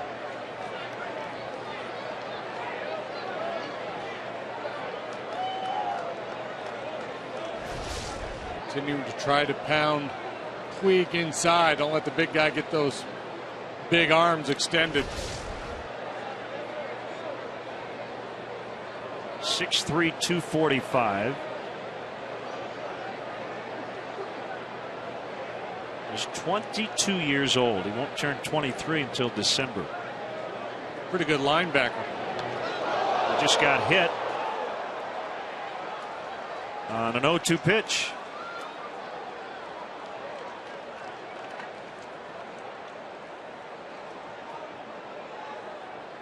And they're trying to go up and in a little bit. Puig not able to turn out of the way.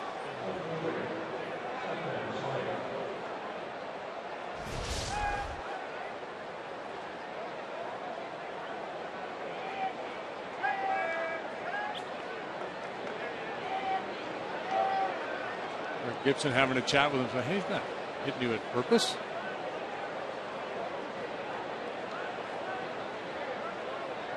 This looks familiar. Bases loaded. Infield back for Van Slyke, who has walked both times. Trying to turn 2 here. Called strike. With Van Slyke today with that facial hair. Can't help but be reminded of the great Thurman Munson, who passed away on this date. How long ago was it now? 30-some years.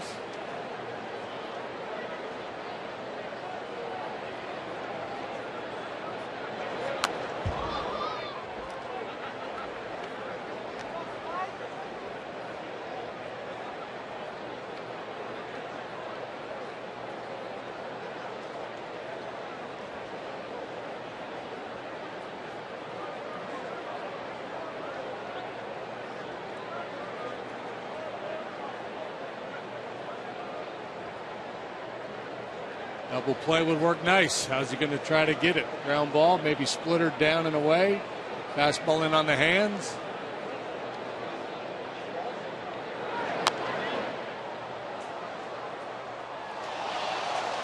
Great barehanded pick by a fan in the upper deck on that foul ball. Kept his drink. The barehanded catch with the right hand.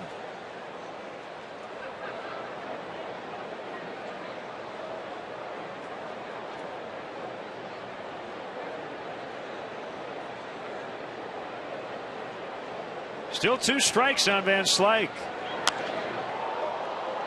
In the air, Gillespie will make the catch. Punto will score. And it's 5-1. Van Slyke with his 15th RBI on the sac fly.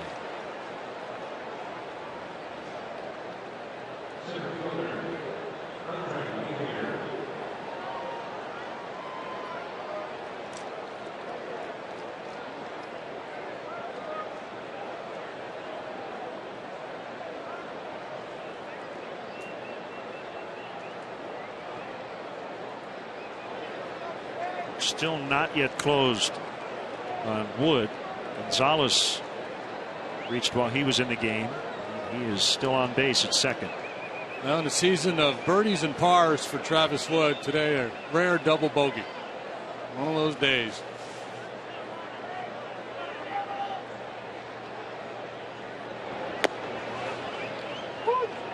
It's 1979 when Thurman Munson, at the age of 32, passed away in an airplane that he was piloting.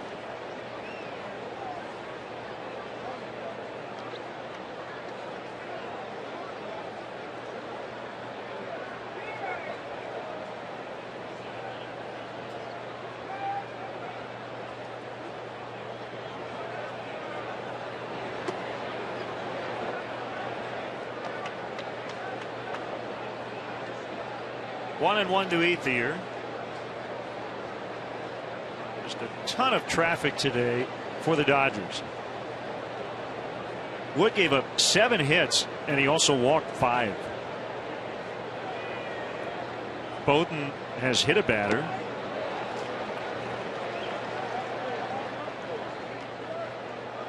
Yeah, and sprinkled in were a couple of lineouts. Sac fly, the strikeout of Ellis, contested on a pitch that was probably off the plate. Just a tough day. Tough day at the office. But we're only in the 4th inning. Cubs much better offensively here at Wrigley than they are on the road.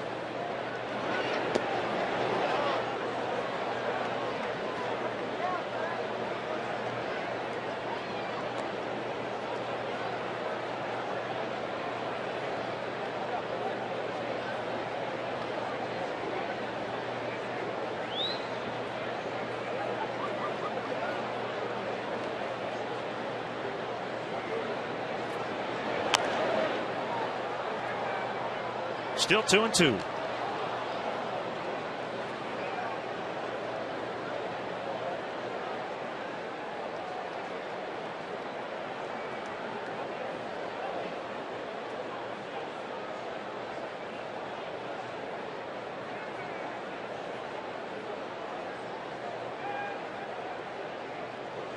Speculation earlier in the year that Andre Ethier would be traded. He's proven to be valuable yet again with the injuries.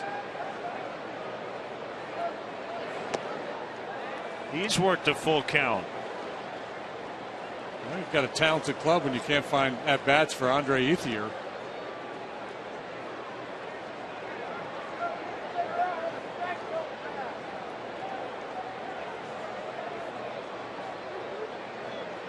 .290 lifetime hitter coming into this season.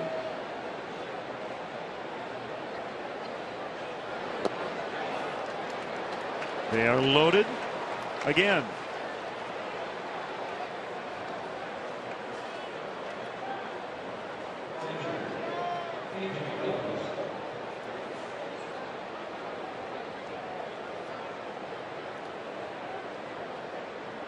Last time Ellis came up in this exact spot, 2 outs, bases loaded. He went 0-2 to start the at bat and eventually walked to force in a run. He got an RWI, a run walked in.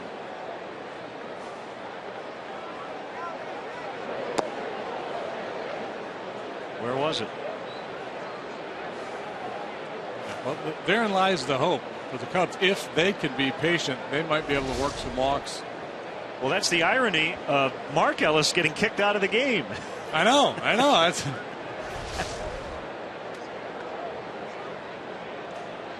I guess the assumption on the Dodgers side was that Alan Porter would call no strikes today. 2-0.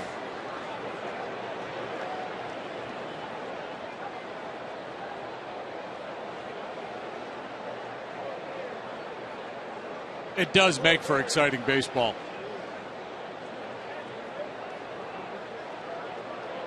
I know you're on the edge of your seat over there.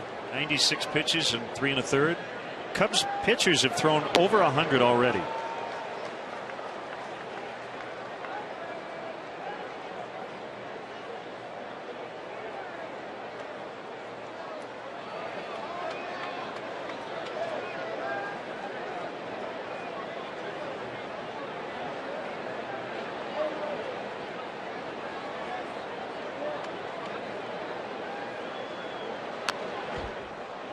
Bowden back in it. It's 2-2.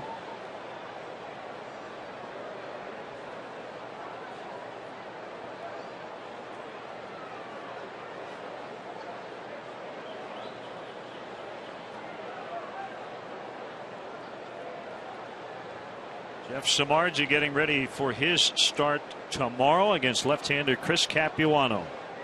3:05 first pitch.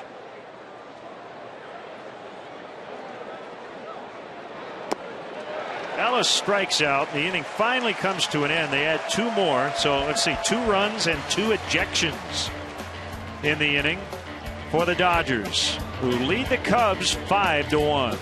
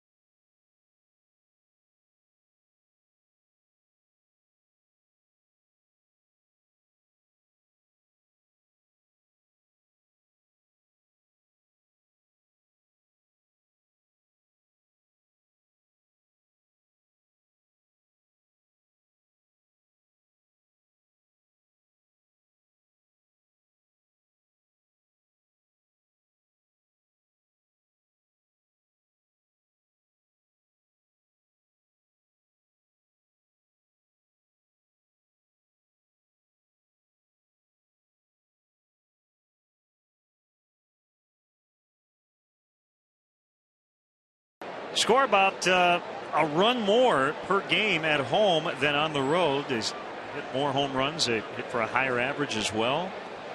So that's the hope here today, even though they're down 5-1. Get peace of mind with Xfinity Home, the total home security and home control solution that keeps you more connected to what matters most. Skip Schumacher replaces the ejected Mark Ellis.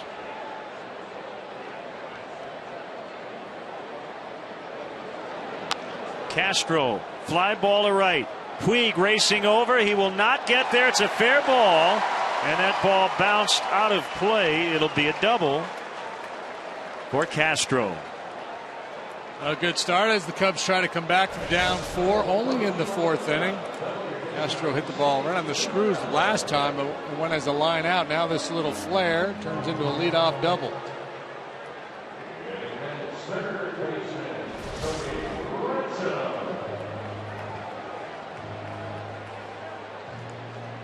Imagine everybody in that Dodger dugout cringes a little bit when they see Puig heading towards a brick wall. And he was reminded a few times yesterday about that fact. Junior Lake found out the hard way.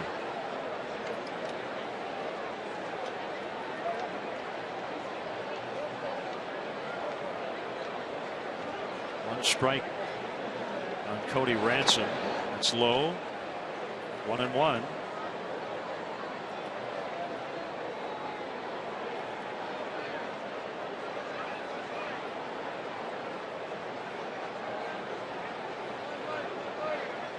Braves go into their series in Philadelphia tonight, having won 7 in a row. They just went 7-0 on their homestand, and they have an 11.5 game lead in the National League East. Right-hander Ethan Martin will make his major league debut for the Phillies. Cliff Lee having his second start skipped due to neck problems. We'll see the Phillies on Tuesday. Yeah, that Braves lead by far the biggest of any of the divisional leaders. Arizona within 3.5 games of the Dodgers. Likewise, the Rangers and A's. Oakland leading Texas by 3.5. Tough weekend for the Diamondbacks after they lost their makeup at Texas. They're at Fenway Park tonight. Tight races though. Tampa Bay, a game behind the Red Sox. Cleveland red hot, winners of 8 in a row, 2 behind Detroit. You know all about the NL Central. The Pirates, 1.5 better than the Cardinals. Cardinals a winner 13-0 to salvage a finale of that 5-game series last night.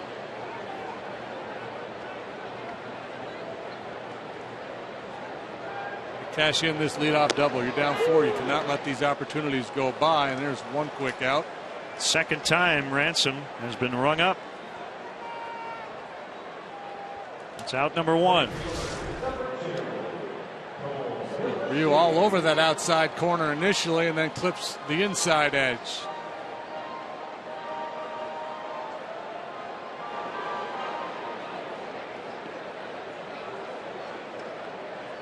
Veteran from South Korea, the Hanwha Eagles. Gillespie out in the deep right center. Puig dives. He got a glove on it. The ball comes out. Scoring will be Castro. Wild throw back to the infield. And Gillespie has his second 2-base hit of the day. And Puig tries to shake it off.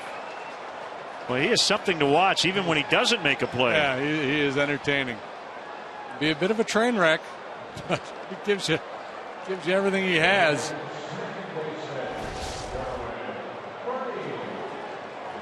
Gillespie getting a rare start and taking advantage. He actually overplayed this ball a little bit. Dives and has to reach back, can't secure it.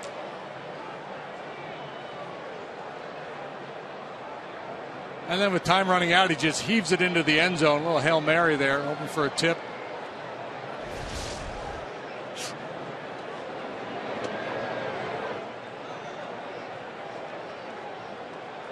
Cubs with 3 singles and 4 doubles in the game. They lead the National League now with 215 doubles. So a 5-2 ball game. And the 1-0 to Barney. On the ground to second. That's Schumacher now. Gillespie at third, 2 outs. Hey, this will be fun. Come out tomorrow. Cubs Dodgers go at it again at 3:05. First 10,000 fans will receive an exclusive limited edition Kyuji Fujikawa bobblehead. For more information or to purchase tickets, visit Cubs.com. Kyuji spending most of his time in Mesa these days, but he is here or has been here for part of this homestand just to get reevaluated, and we'll check in with him every so many weeks to see how he's progressing. I saw him yesterday, looked good. Nate Scherholtz will hit for Bowden. And Eduardo Sanchez will be the next Cubs pitcher.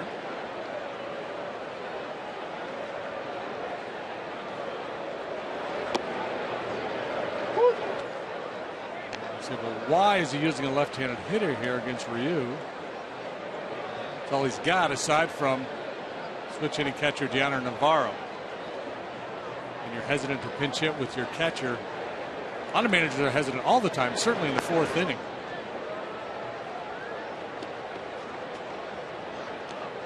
You use Navarro here and something were to happen to Castillo and you had to cover that many innings with your emergency catcher. That would not be good.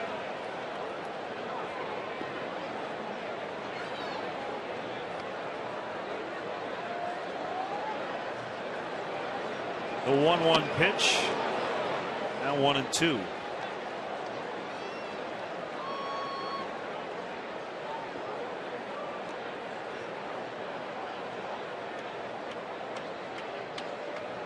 Sanchez made his Cubs debut last night.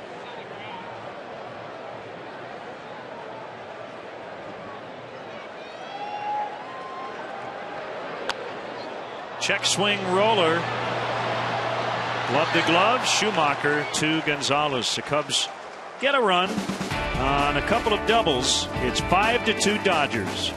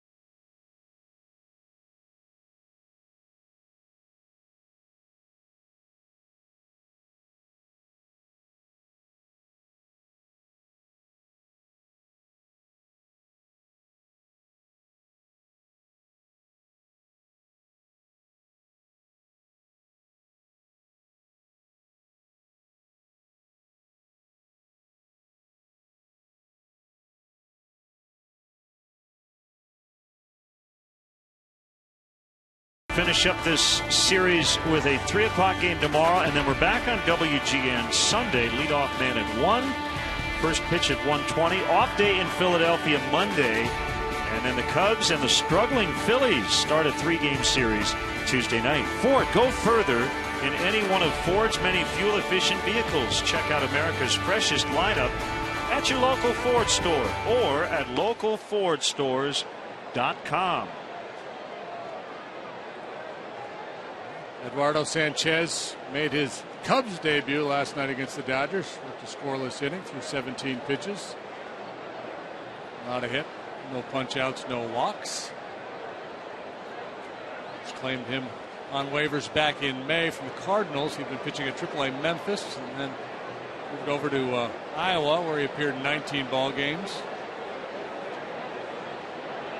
The 46th player to make an appearance on this roster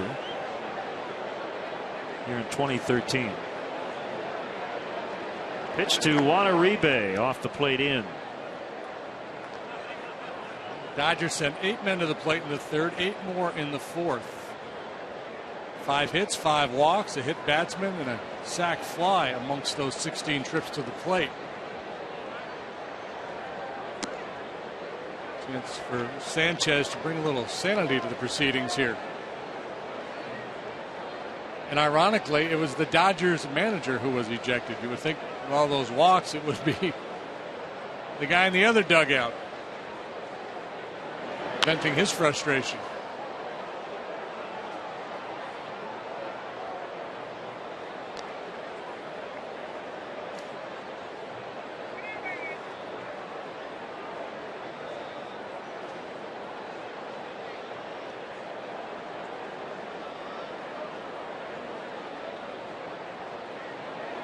We got a tweet from Hirsute Jones.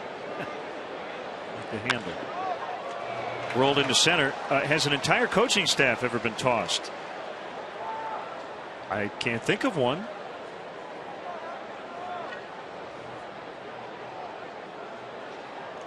Not that I'm familiar with. Maybe way back in the day. Who knows? A lot of crazy things used to happen. You're all out of here. Way back, yeah. I've seen umpires threaten to empty a dugout.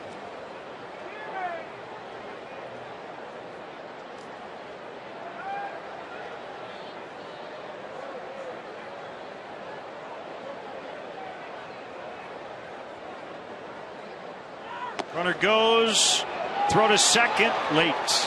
Uribe steals it. He just took advantage of Anthony Rizzo leaving his station a little bit early there. Anthony very aggressive defending bunt plays, but that time he left a little early, and that allowed Uribe to take off early. You see Rizzo go, and with that, Uribe takes off. So no bunt needed to get into scoring position. And now Ryu may bunt to try to get him to third. Now, nobody on first base. Rizzo already stationed about halfway to home plate.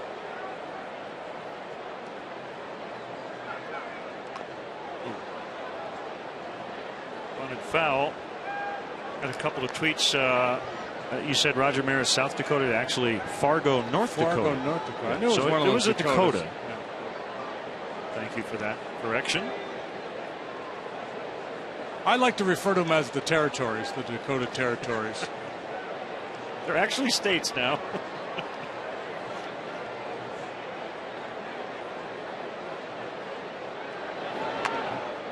There's the bunt. Rizzo will fire to third, but late. We got to apply the tag there. No force play.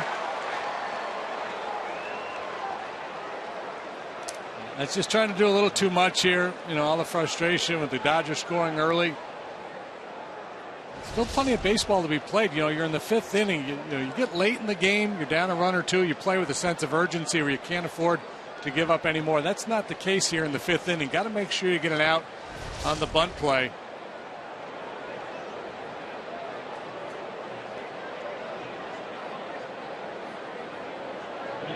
And the other question is, I mean, his teammates are yelling which base, right? The catcher generally? Yeah, it should be. That's Castillo's job. You know.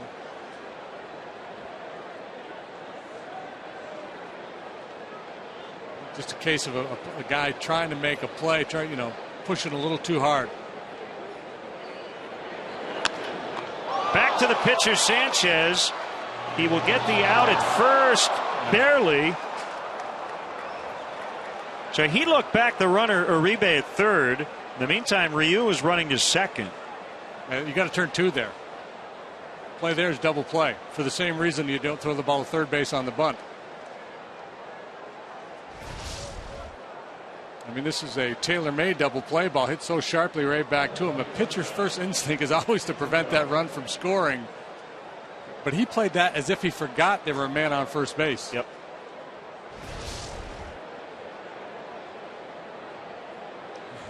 Perplexed look of the skipper.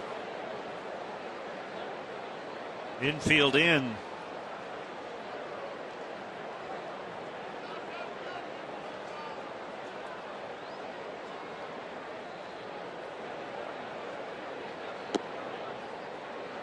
And the Dodger offensive innings, I guess that the timing of this game appropriate. Late on a Friday in rush hour. This feels like the Kennedy. It has been bumper to bumper almost every inning. Gridlock.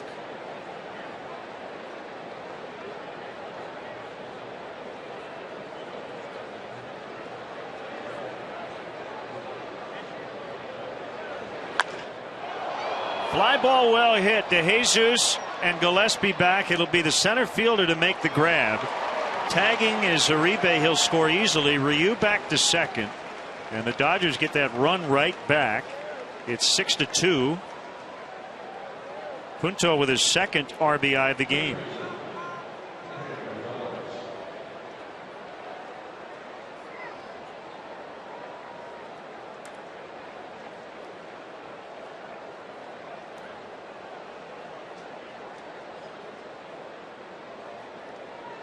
From the Cubs' point of view, this game is a yard sale. Junk everywhere.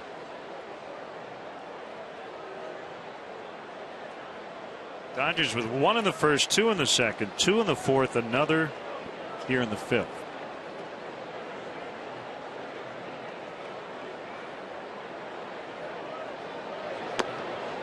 outside, 1-0 to Gonzalez. Troy Poole, Eric Sorensen, both checking in. JD, how many times have you been ejected? Never. You were never kicked out of a big league game? Not that I recall. Well, it's about time, isn't it? Yeah. Start yelling at Alan Porter.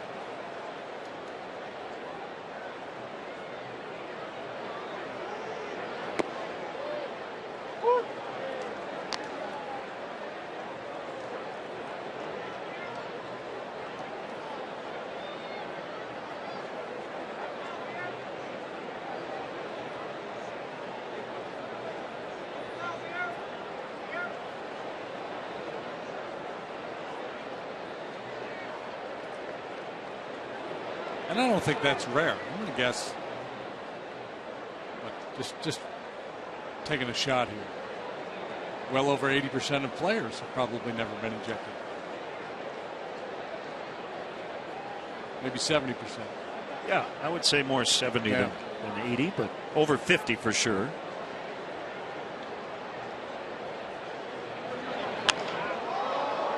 Jesus has had a busy day, and he will make the grab to get Gonzalez and end the inning, but they get a run to add to their lead. It's now 6-2.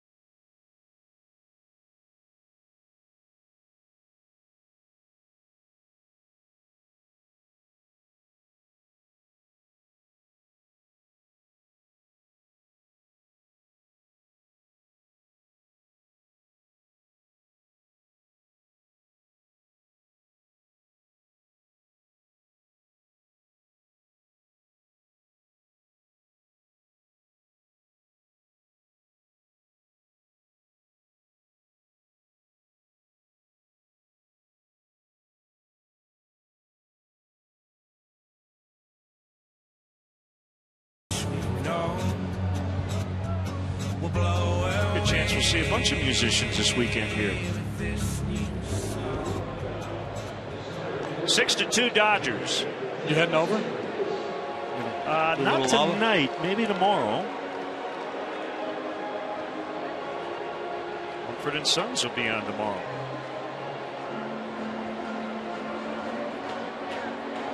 The Killers tonight. Give you a preview a little later. Hyunjin Ryu in his Wrigley Field debut. He's given up some hits, 7 of them through 4. And has limited the Cubs to 2 runs.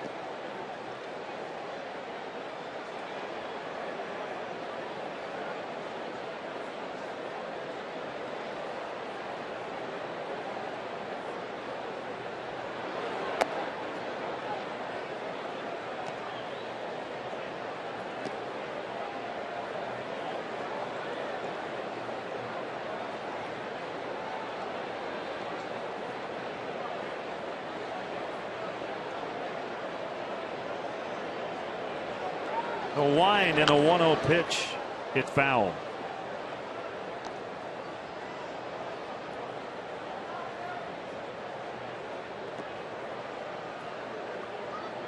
Nationals GM Mike Rizzo has a new contract and has had the title of President of Baseball Operations added as well. Nationals struggling this year. They're 4 games under 500. As Van Slyke makes a catch.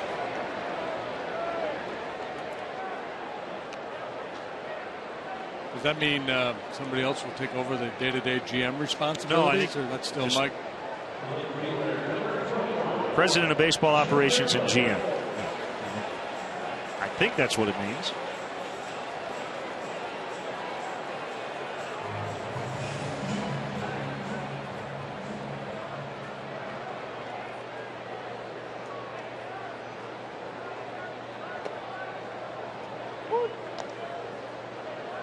Strike one on Lake. 2 singles.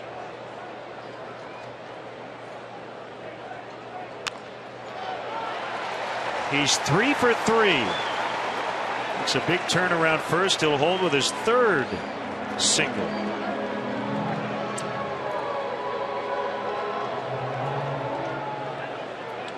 The 29th Annual Cubs Convention will take place at the Sheraton Chicago Hotel and Towers from January 17th through 19th, 2014. Rooms can be reserved by visiting CubsConvention.com or by calling the Sheraton Chicago and asking for the Cubs Convention rate. All reservations come with convention passes built into the room package. So jump on board. We'll see you in January. We'll get a chance to shake hands with Junior Lake. Called strike to Rizzo. 0 for 2, including a double play grounder. 6 to 4 to 3 in the first inning.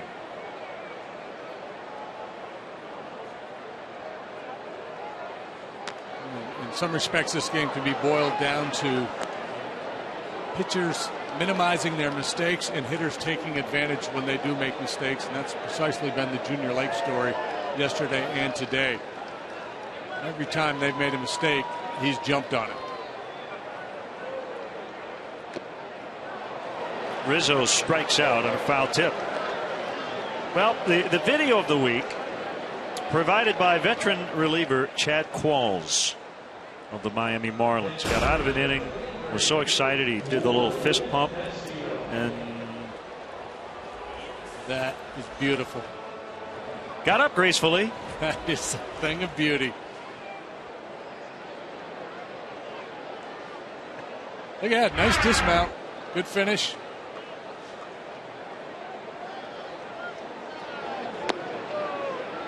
Curve at 68 for a strike to Castillo. Spanning the globe. That was the agony of victory, though.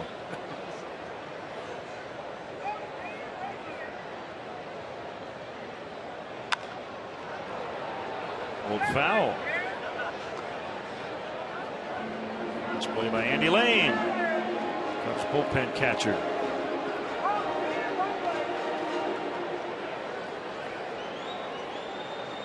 Give it to a kid. Nicely done, Andy.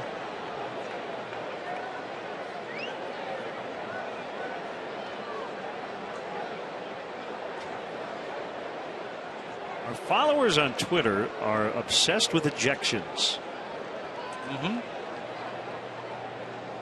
How many, if any, broadcasters have been ejected?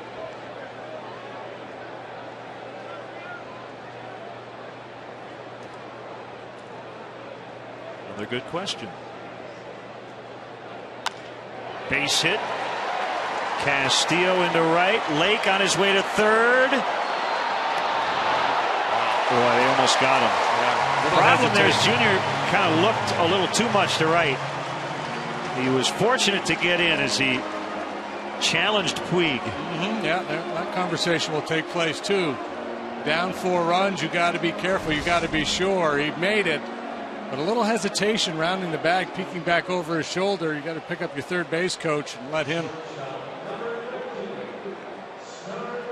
let you know whether to stay or go. Yeah, that really slows you down when you turned around. Puig's got a cannon out there. That's the best arm I've seen. Is there a guy with a better arm right now? None comes to mind. Jeff Francoeur. But wow. Fouled back by Castro. First and third, 2 outs. Big chance. Castro, a little bloop double down the right field line last time. That would work just fine here. There was a game in A-ball years ago in Vero Beach. The Dodgers had a team, the Florida State League. The organist was ejected for playing the Three Blind Mice in Stadium Oregon after a controversial call.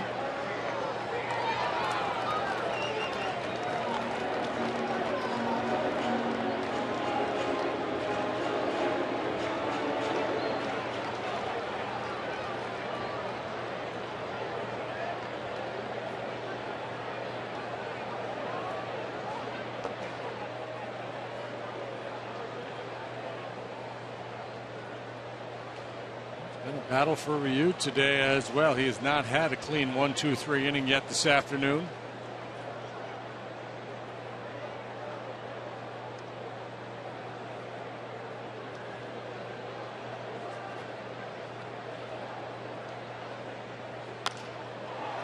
Well hit to right. Puig has it. Why did they have to put him out in right today? That's a nice play by Puig, and the Cubs do not score.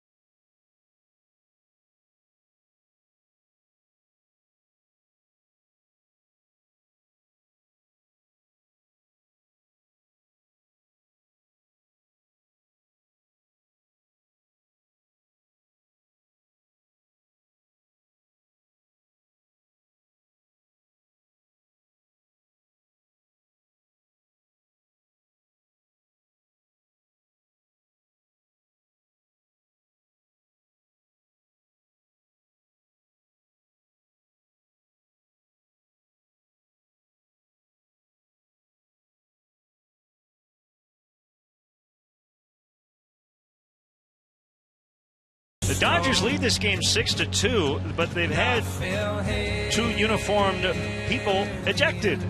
Mark Ellis, the second baseman, and the manager, Don Mattingly. Junior Late continues his hot series, 3 for 3 today, 5 hits so far in the first 2 games. Your Chicagoland and Northwest Indiana Honda dealers as reliable as the cars themselves.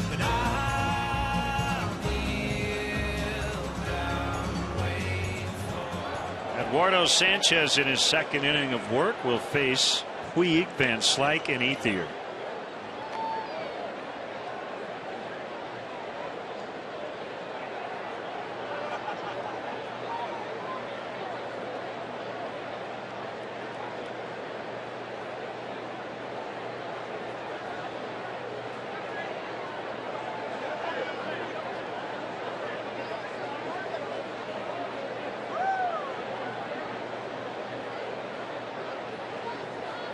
Puig made his debut on June 3rd, leads the majors in batting average and hits since, 4th in on base, 5th in slugging.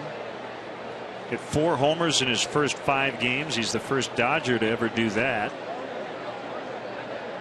At 44 hits in June.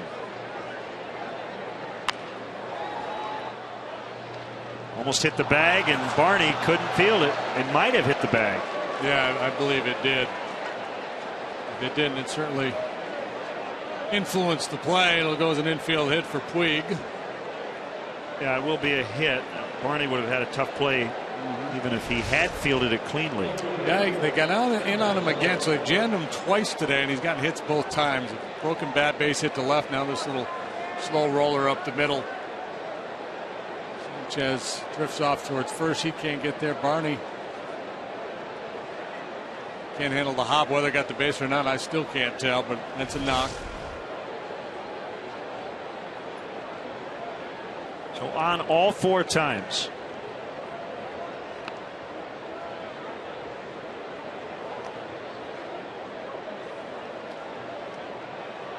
This offense today has been relentless. It's missing Matt Kemp. It's without Hanley Ramirez getting the day off. Carl Crawford out of the lineup today.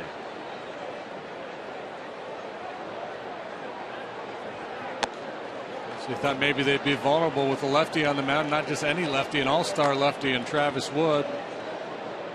He had an off day, and they've been awfully tough. Very disciplined, great approach at the plate. Very few wild swings like that one.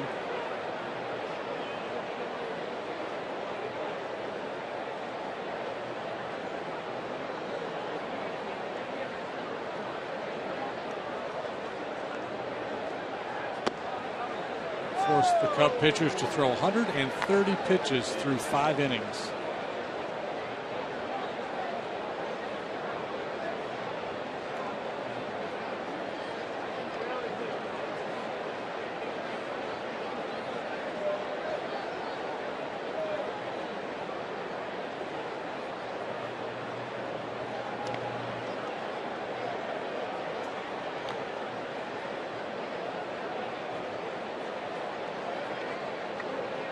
Brad Lidge has officially retired, and he did it as a Philly last night throughout the ceremonial first pitch.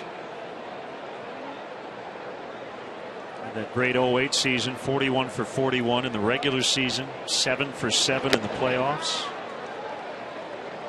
225 career saves, plus 18 in the postseason for Brad Lidge. Lights out Lidge, they called him in Houston. His former teammate Lance Berkman not quite ready to hang it up just yet. He's on the disabled list with the Rangers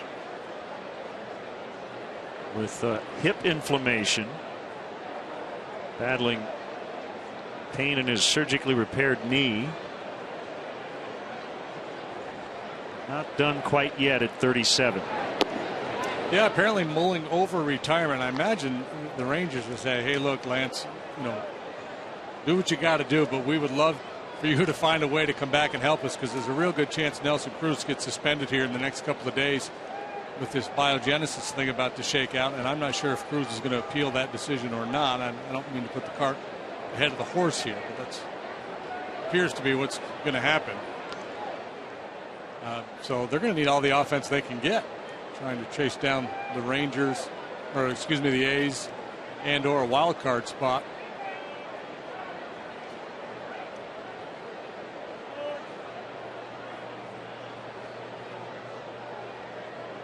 Texas has won 4 in a row.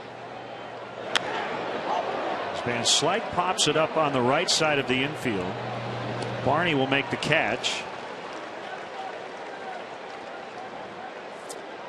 This is Sunday, the finale of this series with the Dodgers. 120 ball game. The first 5,000 kids 13 and younger will receive a Cubs book cover, compliments of City Target. After the game, the first 1,000 kids will have the opportunity to run the bases. For more information or to purchase tickets, visit Cubs.com.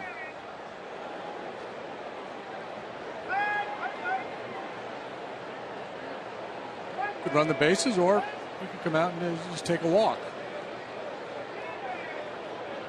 Walking the bases is allowed. Dodgers did that, by the way, in the 3rd inning. 4 in a row. Pitch to Ethier. Misses the outside corner.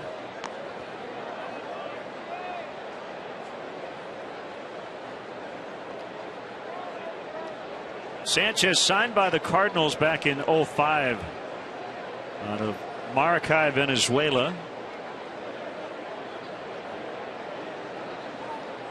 Rookie season 2 years ago with St. Louis, he missed 3 months with a strained shoulder, but when he was healthy had a 180 earned run average and earned himself a World Series ring.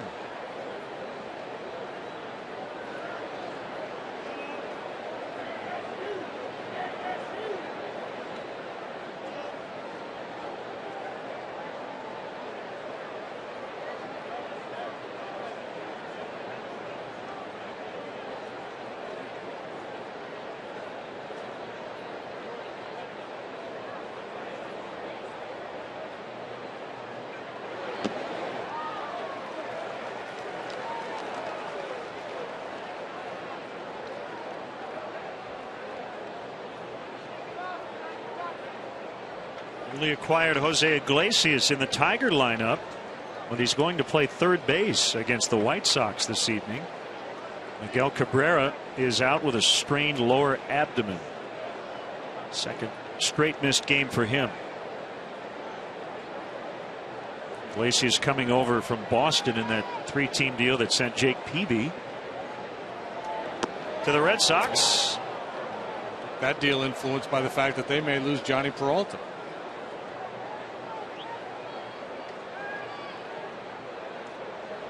Curious to see how Avisail Garcia works out for the White Sox. Well, I think he's starting in the minors, going over to the Sox organization.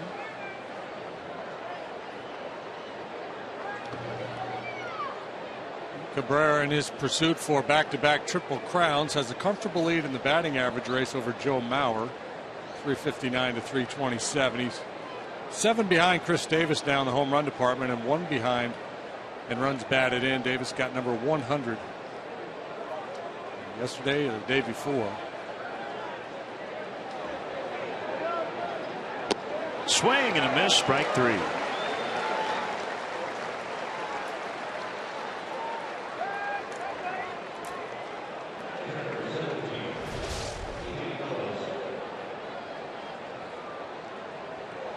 Good action. Sorry about that. Go ahead. Garcia will start with Charlotte.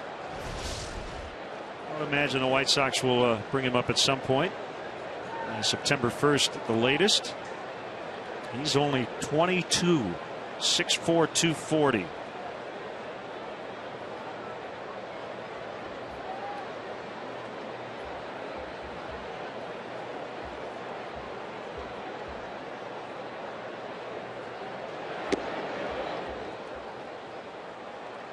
One and 0 on A.J. Ellis.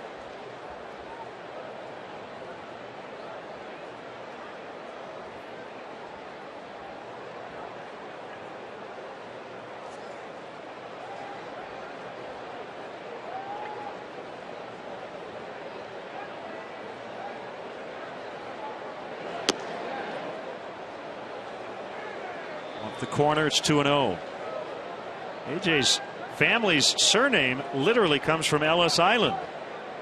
The story goes his grandmother came over from Hungary, had a long last name. They asked her about shortening it, changing it, and she didn't speak English, so she pointed at a sign that had Ellis Island on it. That's how the family name became Ellis.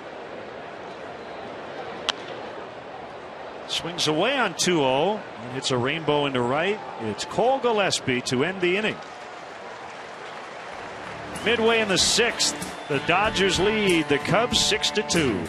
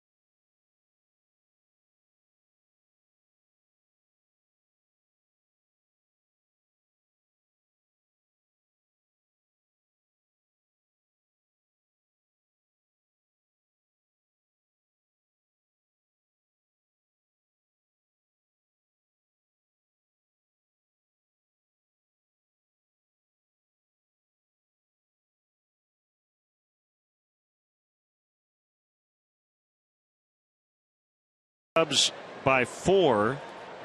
They have already won 11 in a row on the road. This is their longest such road winning streak since they were in Brooklyn.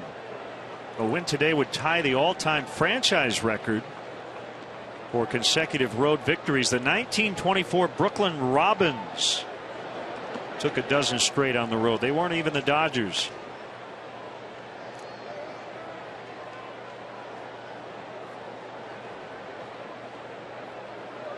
Yeah, they've been Robins, they've been Superbas, they've been Bridegrooms.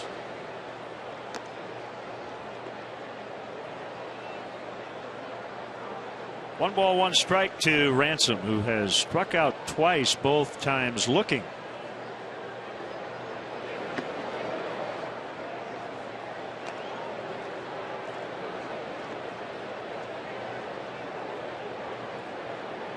Happy birthday wishes go out to Connie Link, a Cup fan from Michigan City, Indiana.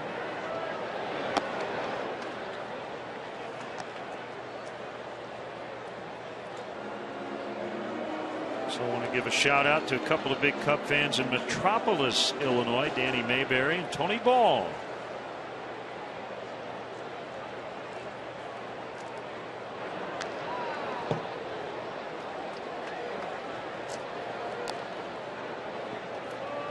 Able to fight that one off to stay alive and avoid the hat trick. He's punched out twice looking so far this afternoon. In a pretty good funk here for a while. He's a tough guy because of all the change of speeds. And there's an off-speed breaking ball to get him. I think sometimes hitters, when they're struggling, would prefer to see the guys with the the high octane fastballs, where at least they know what's coming a high percentage of the time, and whether they can do anything with it. But Ryu's been anything but predictable here this afternoon, really mixing things up well.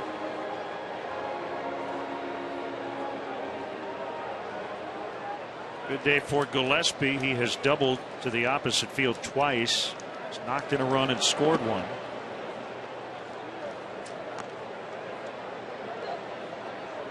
We got a letter from Ted Tomaszewski from Chicago, looking for a Len and Bob podcast t-shirt. Do you have one laying around? I'll see what I can find. We could go through the closet back there and maybe unearth something. Yeah, Ted, I wish I could help you.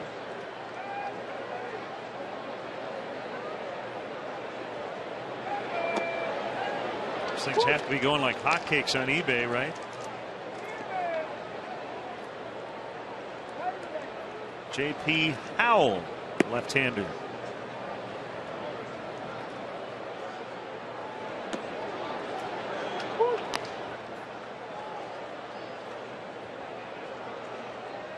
You don't have any Brownie and JD t-shirts? I had Dave Raymond and I had an off-season radio show. We had t-shirts made. Yeah. They got a bunch of those in a box somewhere.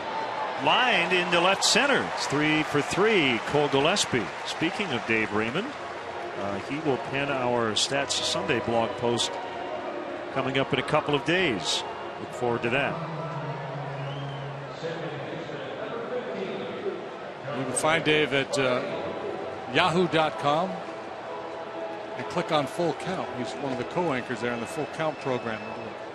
Show each night, highlights and look-ins, interviews.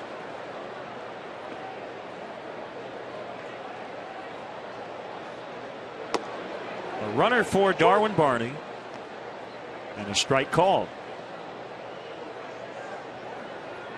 A win today, and the Dodgers will have gone 13 consecutive series without a series loss.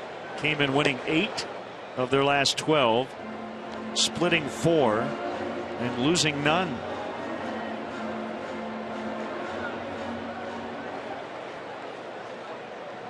It goes back to mid-June, the last series they lost to the Pirates. Another base hit. Back-to-back for the Cubs here in the 6th. And it'll be Luis Valbuena to pinch hit for Sanchez. Cubs not going down without a fight. A lot of base runners themselves. Ryu has not had a 1-2-3 inning yet this afternoon.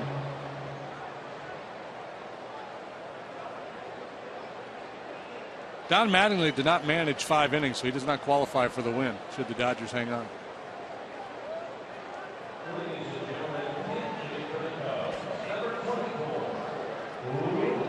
Yeah, that is kind of a strange rule. He is the manager of record no matter what. Yeah. Me, Trey Hillman gets this win if the Dodgers win this game. I'm with you.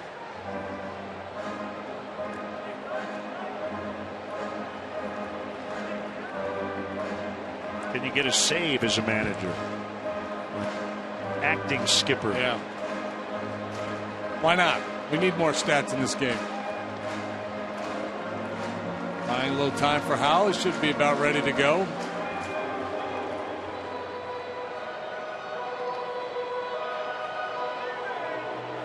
Dodgers, as you mentioned, signed this kid to a 6-year deal. Speaking of Dodger managers, he's the Hall of Famer.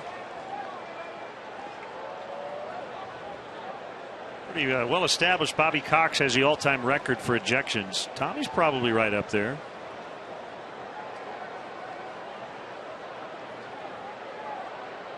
"21 years. 3,040 games, 1,599 wins. That's it for Ryu. J.P. Howell coming on. 2 on, 1 out. Cubs trailing 6-2.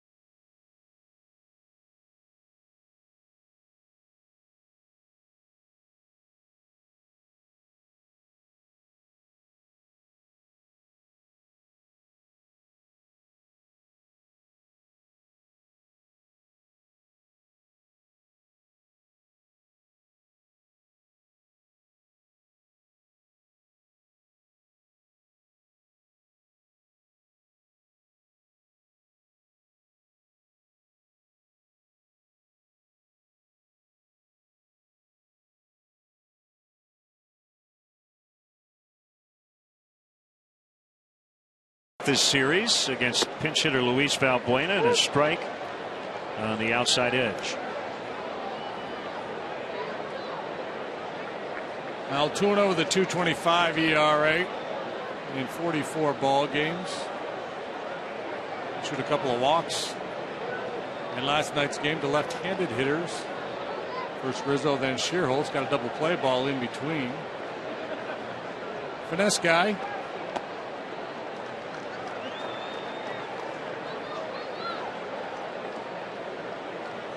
Former first-round pick of the Kansas City Royals out of the University of Texas. Hey, they're from South Dakota.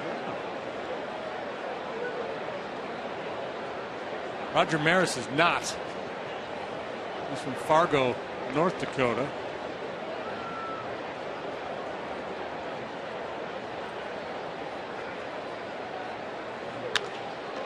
Deflected by the pitcher, and everybody's going to be safe.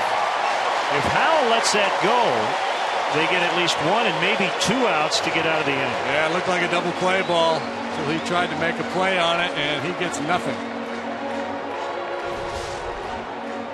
And he's going to have to like it. Oh, yeah, that's... Would have taken Quinto right to second base. Yeah, probably been a fairly easy double play.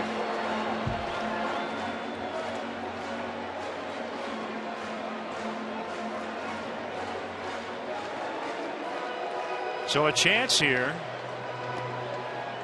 Bases loaded, 1 out. And one thing you want to do is at least give Junior Lake a chance. And he's on deck. So DeJesus hopes to put together a good at bat here.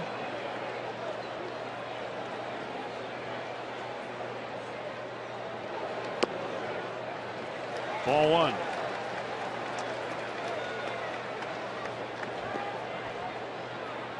These guys would have been teammates in Kansas City when Howell made his debut back in 2005.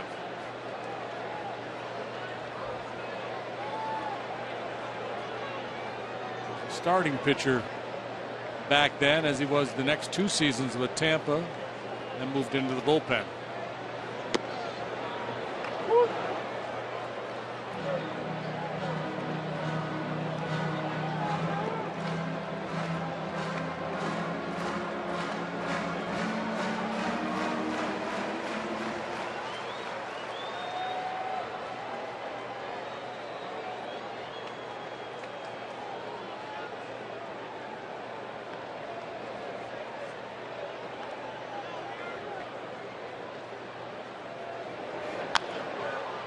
Could be 2 as well. 4, 6, 3. So Lake will not get an opportunity here in the 6th. Howell with a huge double play ball. 6-2 Dodgers.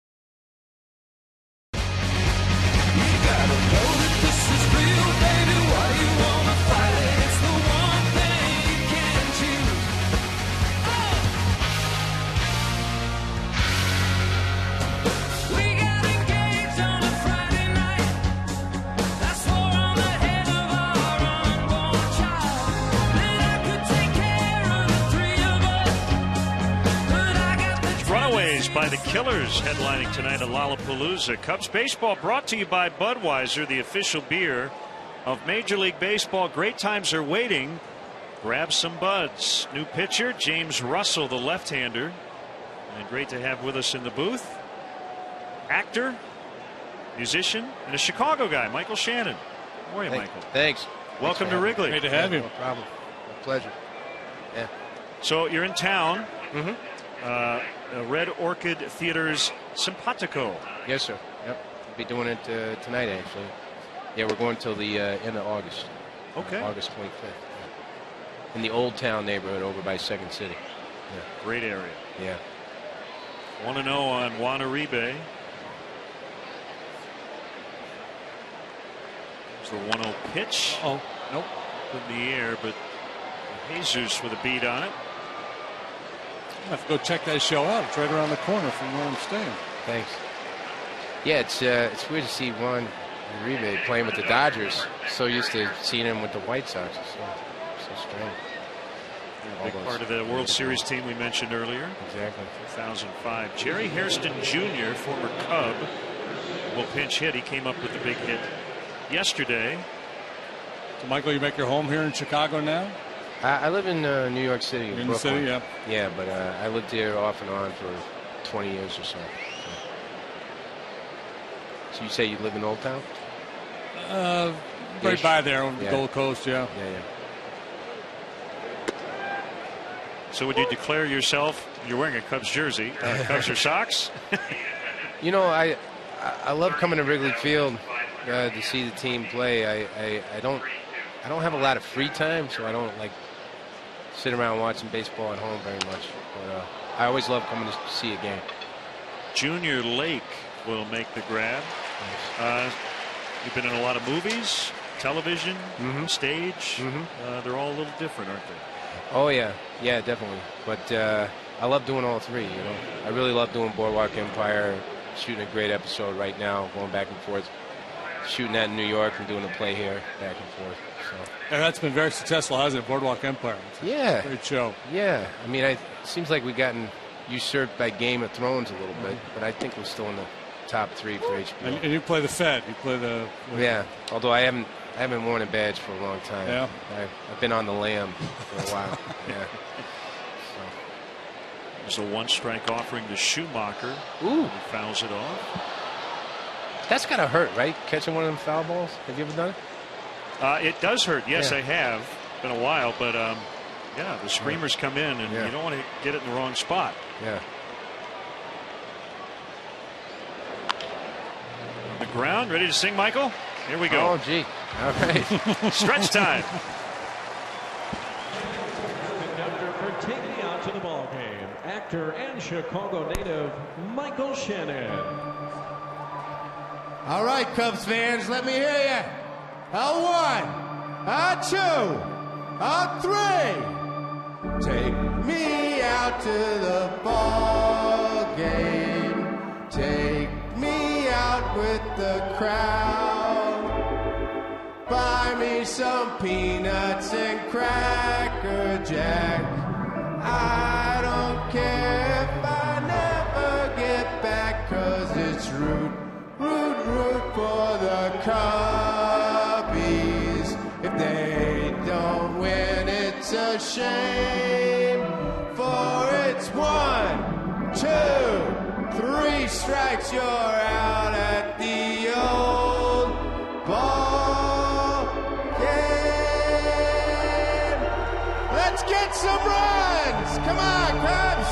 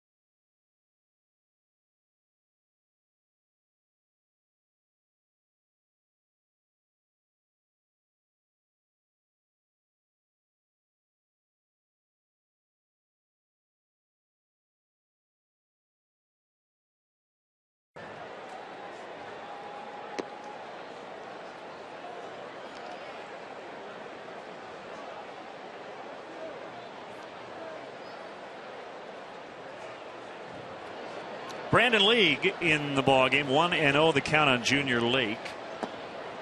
It was a pleasure to meet Michael Shannon. Did a nice job with the stretch. And a terrific actor. He's got that very distinguished look.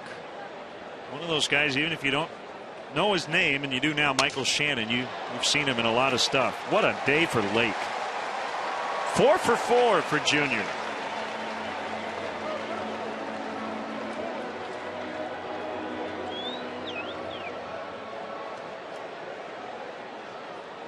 Take a look at our drive to victory brought to you by Mazda. How about a 4-hit day for Junior Lake coming on the heels of a 2-home run game yesterday? This ball actually got in on him a little bit, but it is his day. Anytime he puts bat on ball, good things happen. 4 out of 4 today for Junior Lake. Drive to victory is brought to you by your local Chicagoland and Northwest Indiana Mazda dealers. Out at first, safe at second. So Rizzo grounds out.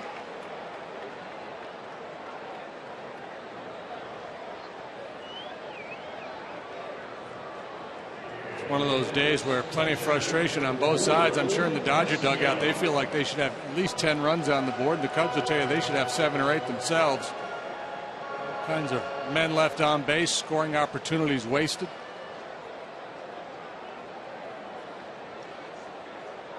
Dodgers have left 10 on base. The Cubs have left 8 so far.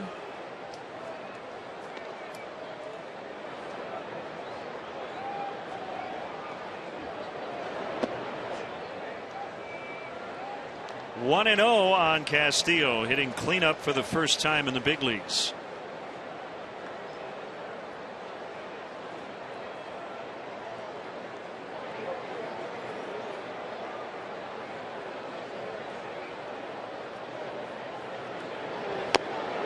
Swing and a miss.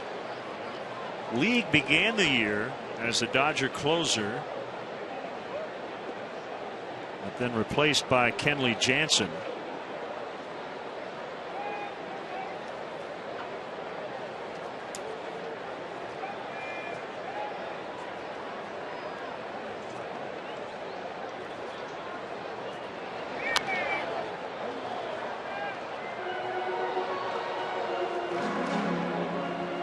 We'll go out and talk it over with the Honolulu, Hawaii native.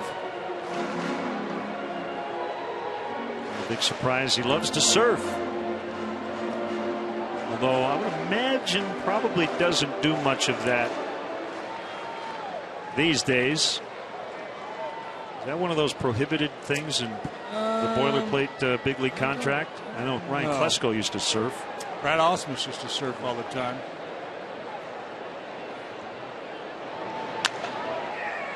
Popped into shallow right center. It'll be Schumacher to head on out and make the catch. 2 outs. They used to frown on spelunking.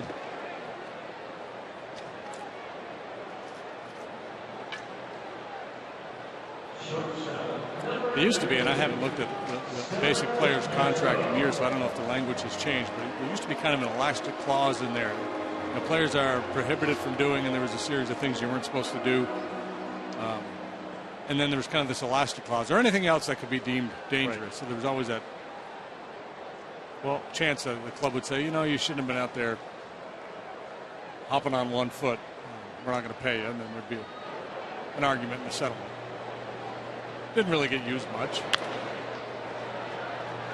Rebay to end the inning. I get the surfing thing, but spelunking? Well, you might get lost in the cave. No problem. Still 6-2 Dodgers.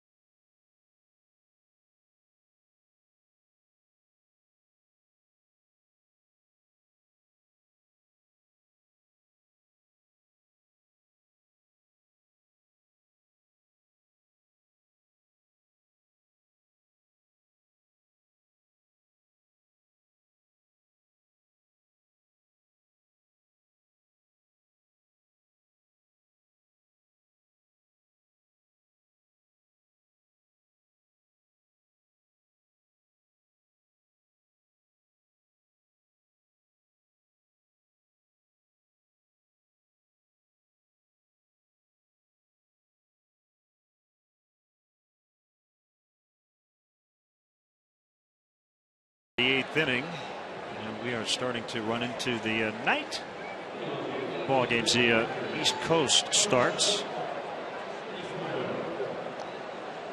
Big series in Cincinnati. Cardinals in Cincinnati for the weekend.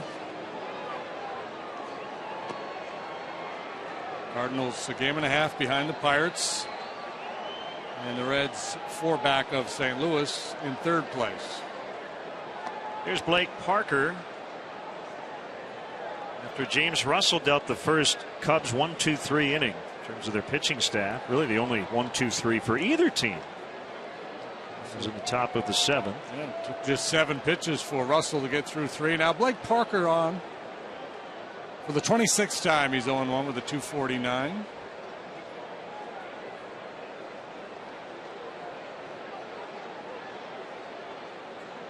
Worked the 9th here in the finale of the Brewer series. Gave up a hit and a walk, but no runs. It was the 6-1 Cubs win. Edwin Jackson so good in that one.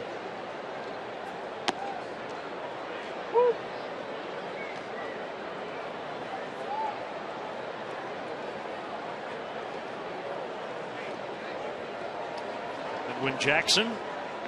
Standing month of July for Edwin.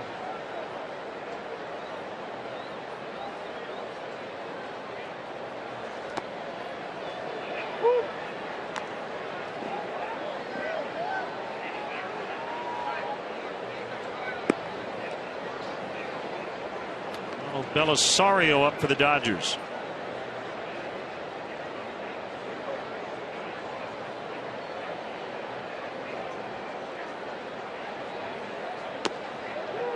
Called strike 3.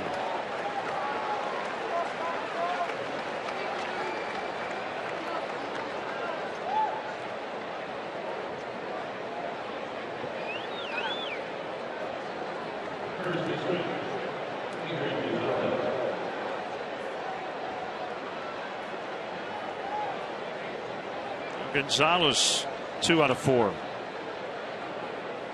Pretty much everybody in this Dodger lineup has contributed, including the starting pitcher Ryu.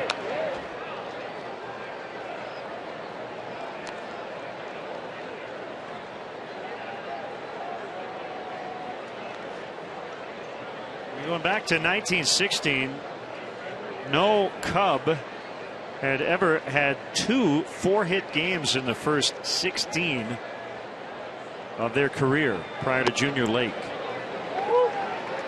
Junior with 4 hits at Arizona on the 22nd of July, and then again today.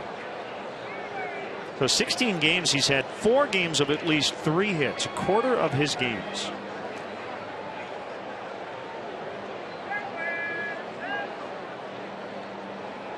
Bo Hart was the last major leaguer to do it with the Cardinals in 03. Hopefully Junior's career is a lot longer than Bo's was.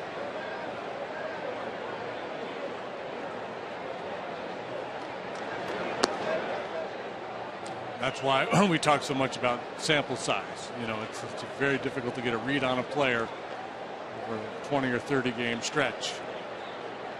That is not to say that we haven't been impressed by Junior Lake. And clearly, there's a lot of tools there.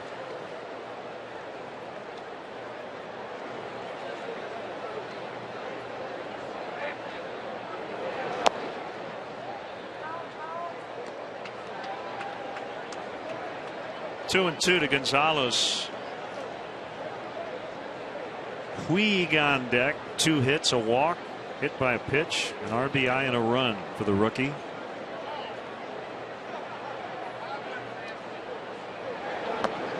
Swing and a miss, strike 3. Parker with back-to-back Ks.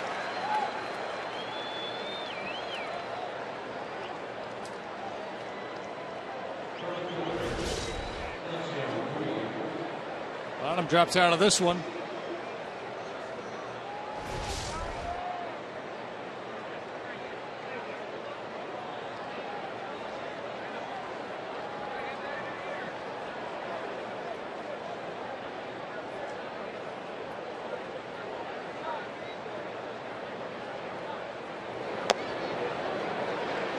Called strike.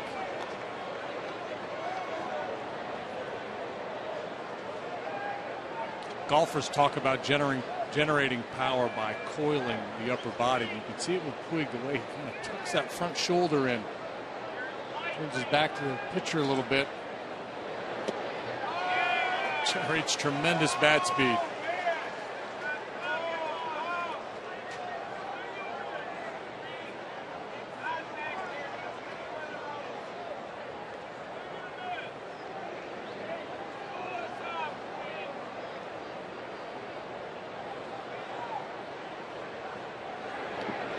He went around, and Parker strikes out the side in the 8th.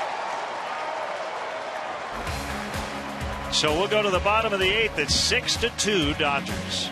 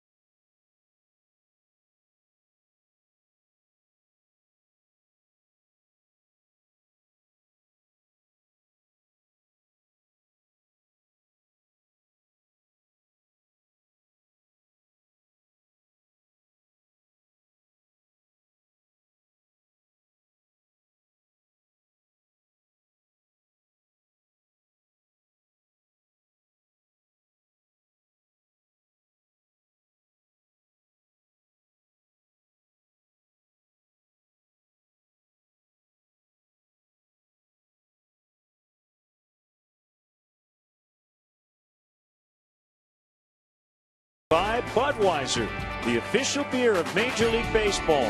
From shutouts to walk-offs, we've been celebrating the greatest moments in Major League Baseball for over 30 years. Great times are waiting. Grab some Buds. Honda. Visit your local Honda dealer or go to shophonda.com for current offers. And by AT&T. Find out what's possible with products and services from AT&T. Rethink possible.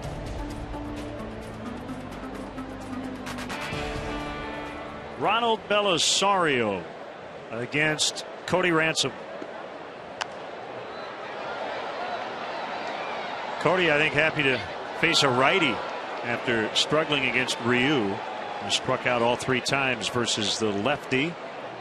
You check out the numbers for Belisario. He's been a busy man. This is his 55th game already. Yeah, sinker baller. He's a good guy to have on your staff. He's a good guy to bring into a game with a couple of men on base when you're looking for that double play ball. He gets a lot of ground ball outs.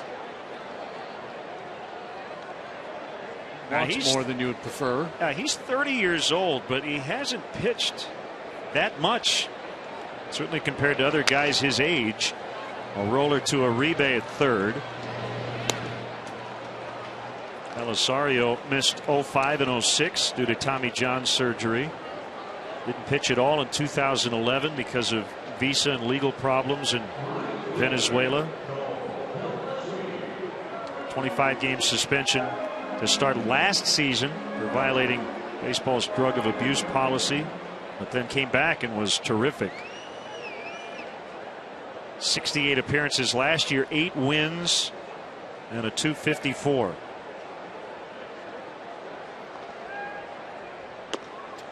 How about the day Cole Gillespie is having, trying to join Junior Lake in the 4-hit club here this afternoon?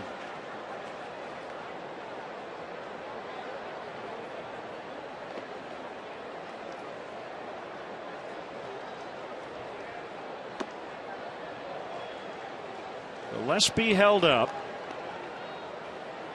And it's 1 ball and 1 strike.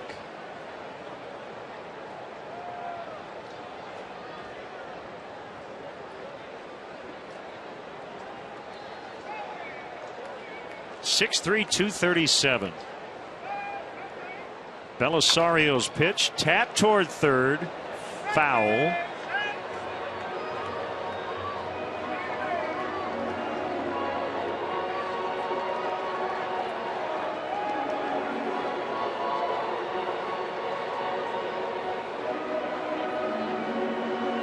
Belisario with that sinker reminds me a little bit of Chad Qualls. Here's our player of the game, Junior Lake.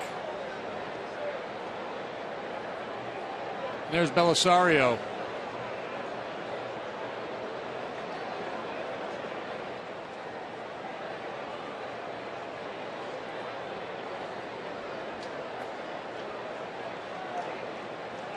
One and two.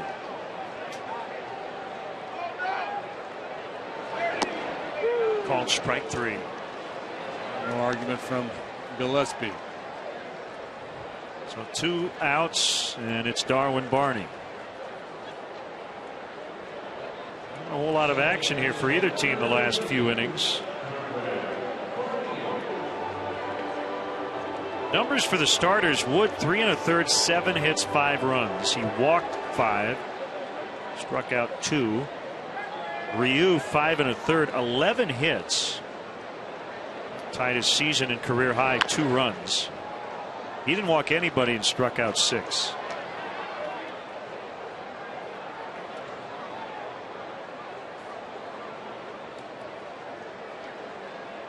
Dodgers got a couple of big double play balls to help clean up innings. Ryu able to keep the ball in the ballpark despite all the hits, no long ones. Got a chance to pick up his 10th win in what has been an outstanding rookie year. Flared to right. Puig dives, and he caught it. Stop it. What a game he's had. Yasiel Puig to end the inning.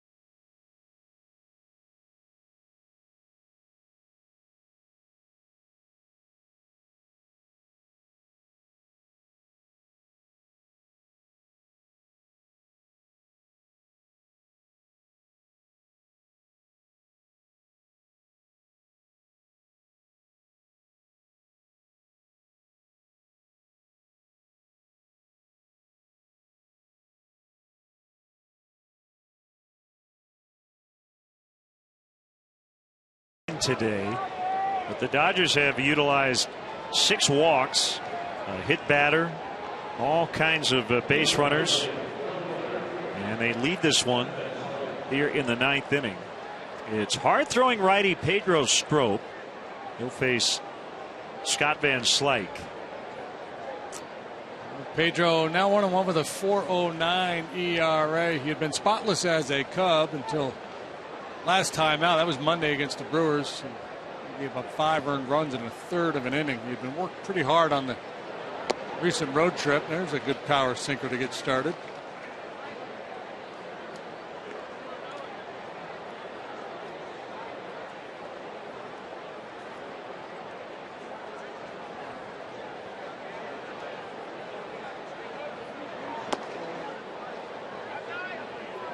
Former Cub closer Carlos Marmol getting loose for the bottom of the ninth with his team leading by 4.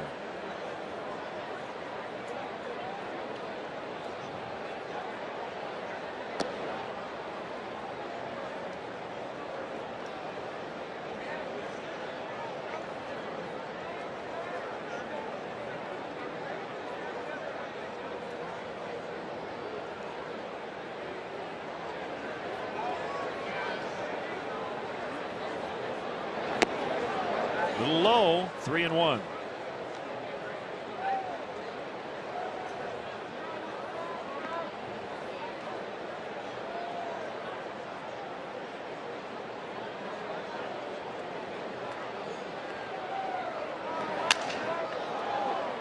On a hop, it'll be Barney, positioned perfectly. Boy, balls up the middle turn into outs way more often than before. Used to be a ball past the pitcher, it's a base hit. Just not the case anymore with all the shifting. Yeah, it used to be that's what hitters were taught to do. Hit the ball hard up the middle, stay in the middle of the field, good things will happen. But on the ground, not so much anymore.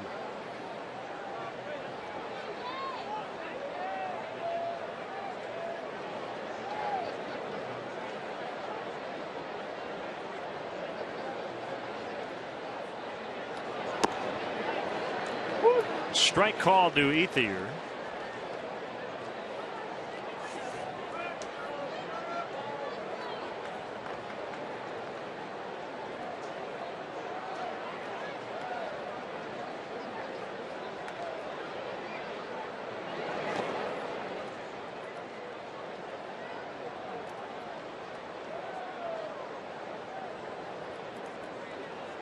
Cubs will have a pinch hitter, then DeJesus and Lake.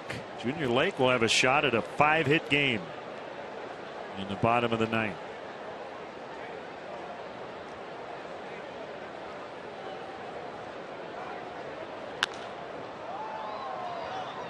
Lake coming over and will not have a play. Maybe try to make a play on that ball.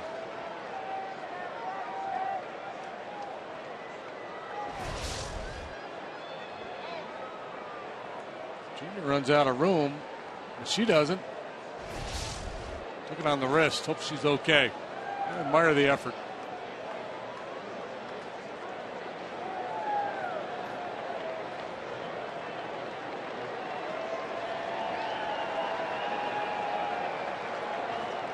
Uribe, Puig, and Ramirez at that top step as Ethier strikes out.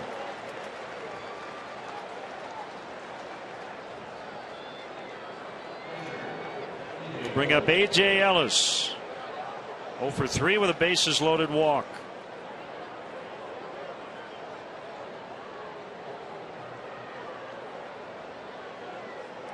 It's 11 Dodgers retired in order. Contrast that with what was going on back in the third and fourth innings when everybody was getting on base.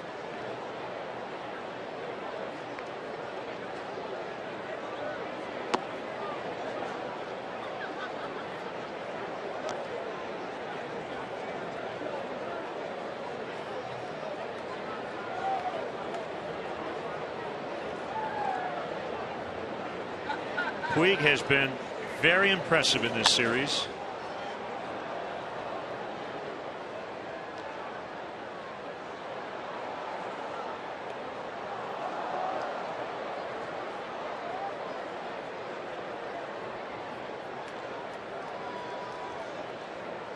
As he has been the first 52 games of his career.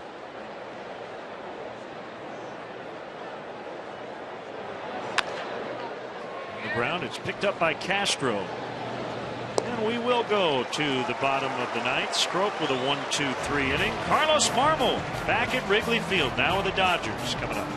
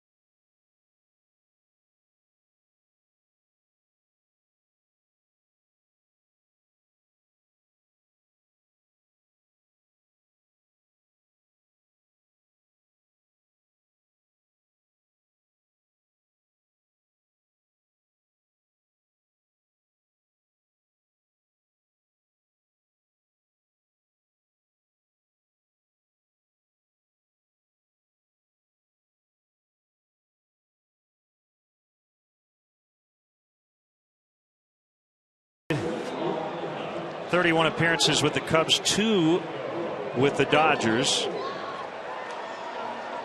Big league debut in 06 when he was a starter, and then became a key part of the Cubs' back-to-back division title teams, pitching generally in the 8th inning.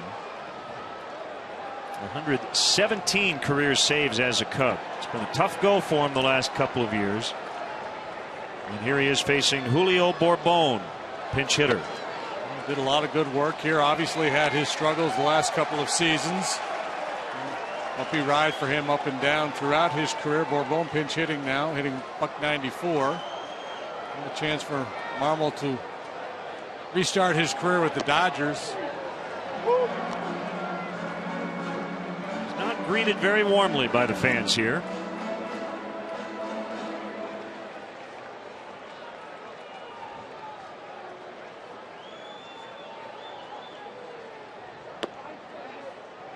Slider at 87.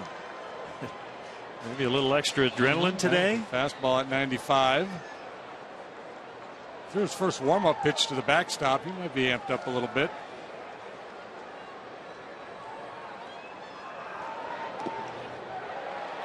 In the dirt, 2-2.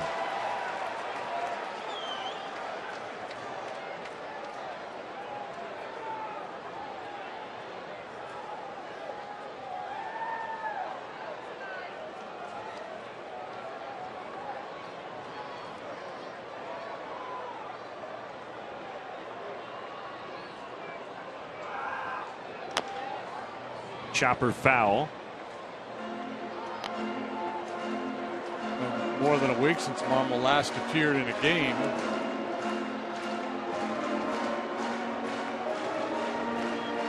He's given up runs in each of his first 2 appearances with the Dodgers.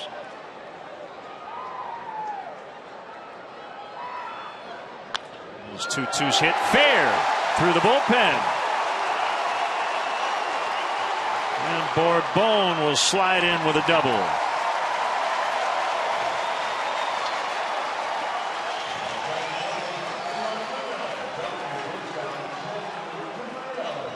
A slider that caught a lot of the plate.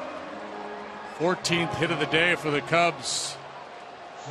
Slider hovered more than it did anything else. A little cement mixer. So you hit 4 home runs and lose last night. You've got 14 hits today and you trail by 4. Strange game. Well, as the Dodgers offense has put up 12 runs here in the first 2 games combined. Strike called on DeJesus on the fastball at 95.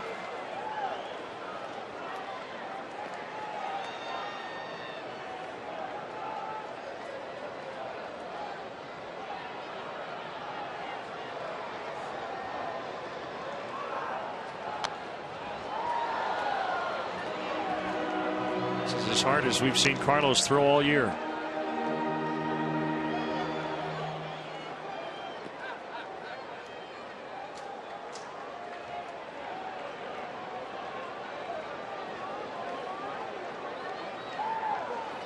little extra adrenaline, and the fact that he hasn't pitched in a while, giving him a little extra giddy up on that heater. Bourbon. That can't happen. Down 4 runs in the 9th. Yeah, there's been 2 or 3 mental errors in this ball game today, and when you compound it with all the men left on base, very frustrating day. Dale Swain will not be a happy camper after this ball game, even if the Cubs were to rally and come back. You know, that's the kind of stuff that irks the manager. Game awareness.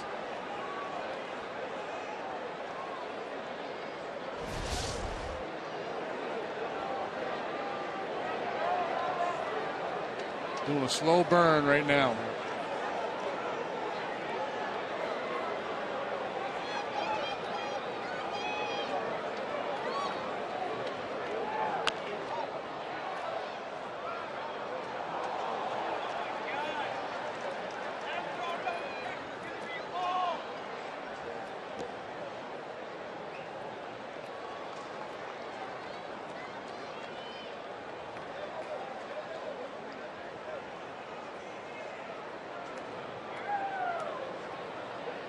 Still 1-2.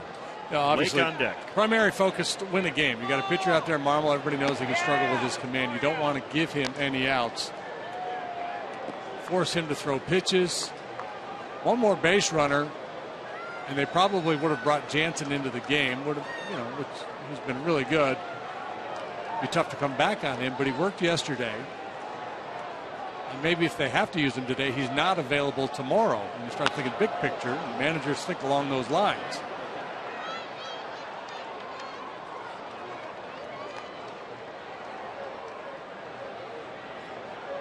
One of the rallying cries in the dugout when you're trailing is always give him a finish. Give him a finish. Hang in there. Keep the line moving. Have good at-bats. And maybe if you force that other manager to bring his closer in, he's not available tomorrow.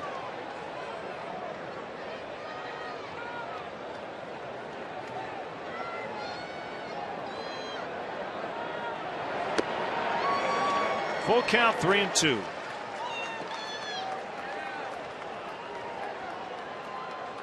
Well, with this combination, Marmol on the mound and DeJesus in the box, there's a pretty good chance you're going to get to 3-2.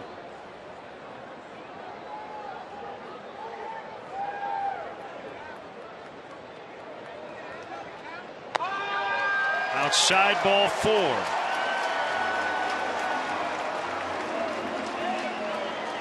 Here is our Budweiser player of the game. It's Junior Lake. He had 2 homers last night. Has followed that up with 4 singles and 4 at-bats today. The power game on display last night. Just picking the ball all around the field. A chance for a 5-hit game now.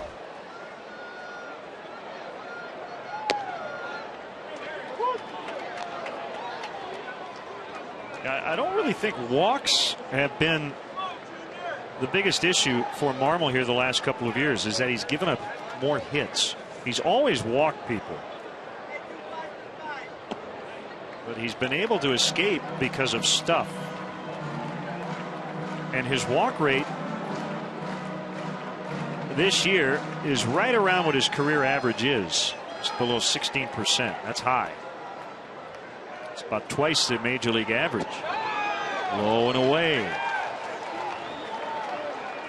Yeah, it's the kind of walk rate where when he was getting away with it in the past, people that analyze the game would say, how's he getting away with it? You can't sustain that high of a walk rate and have success, but he was able to do it and finally caught up to him because he became a little bit more hittable. And see now, Bourbon's still on second base. My guess is Jansen's in the game.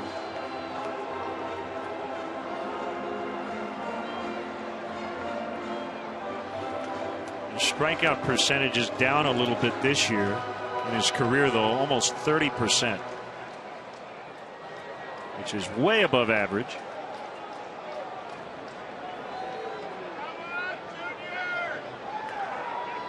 Lake swings and misses. Is that slider now reaching 89 miles an hour? 2-2.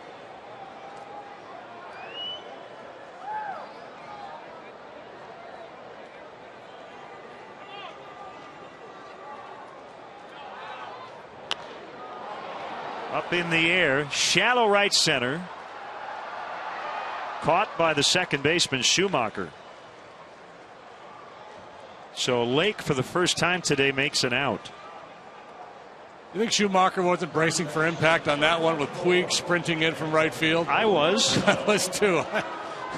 Every time you watch Puig start to run, you think he's going to either run into a wall or run somebody over.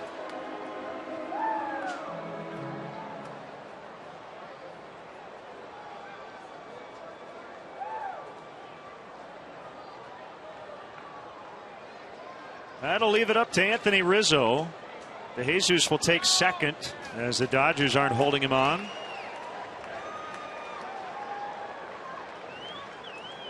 By the way, a reminder, Cubs baseball is brought to you by Budweiser, the official beer of Major League Baseball. Great times are waiting. Grab some buds.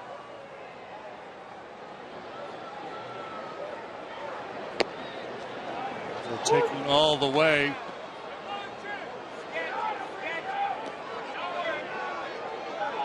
Not like that strike call by Alan Porter.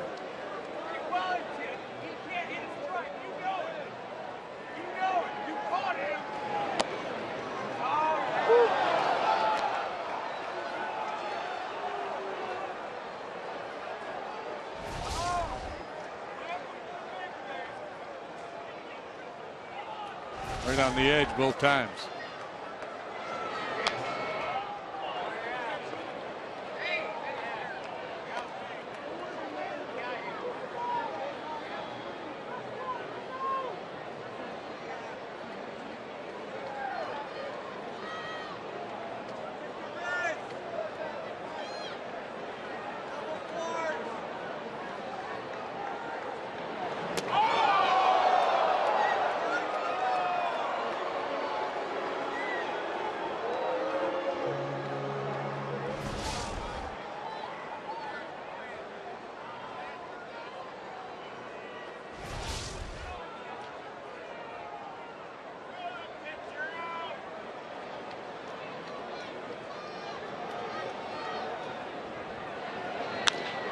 Ground ball to first. Gonzalez will flip. Marmol covering.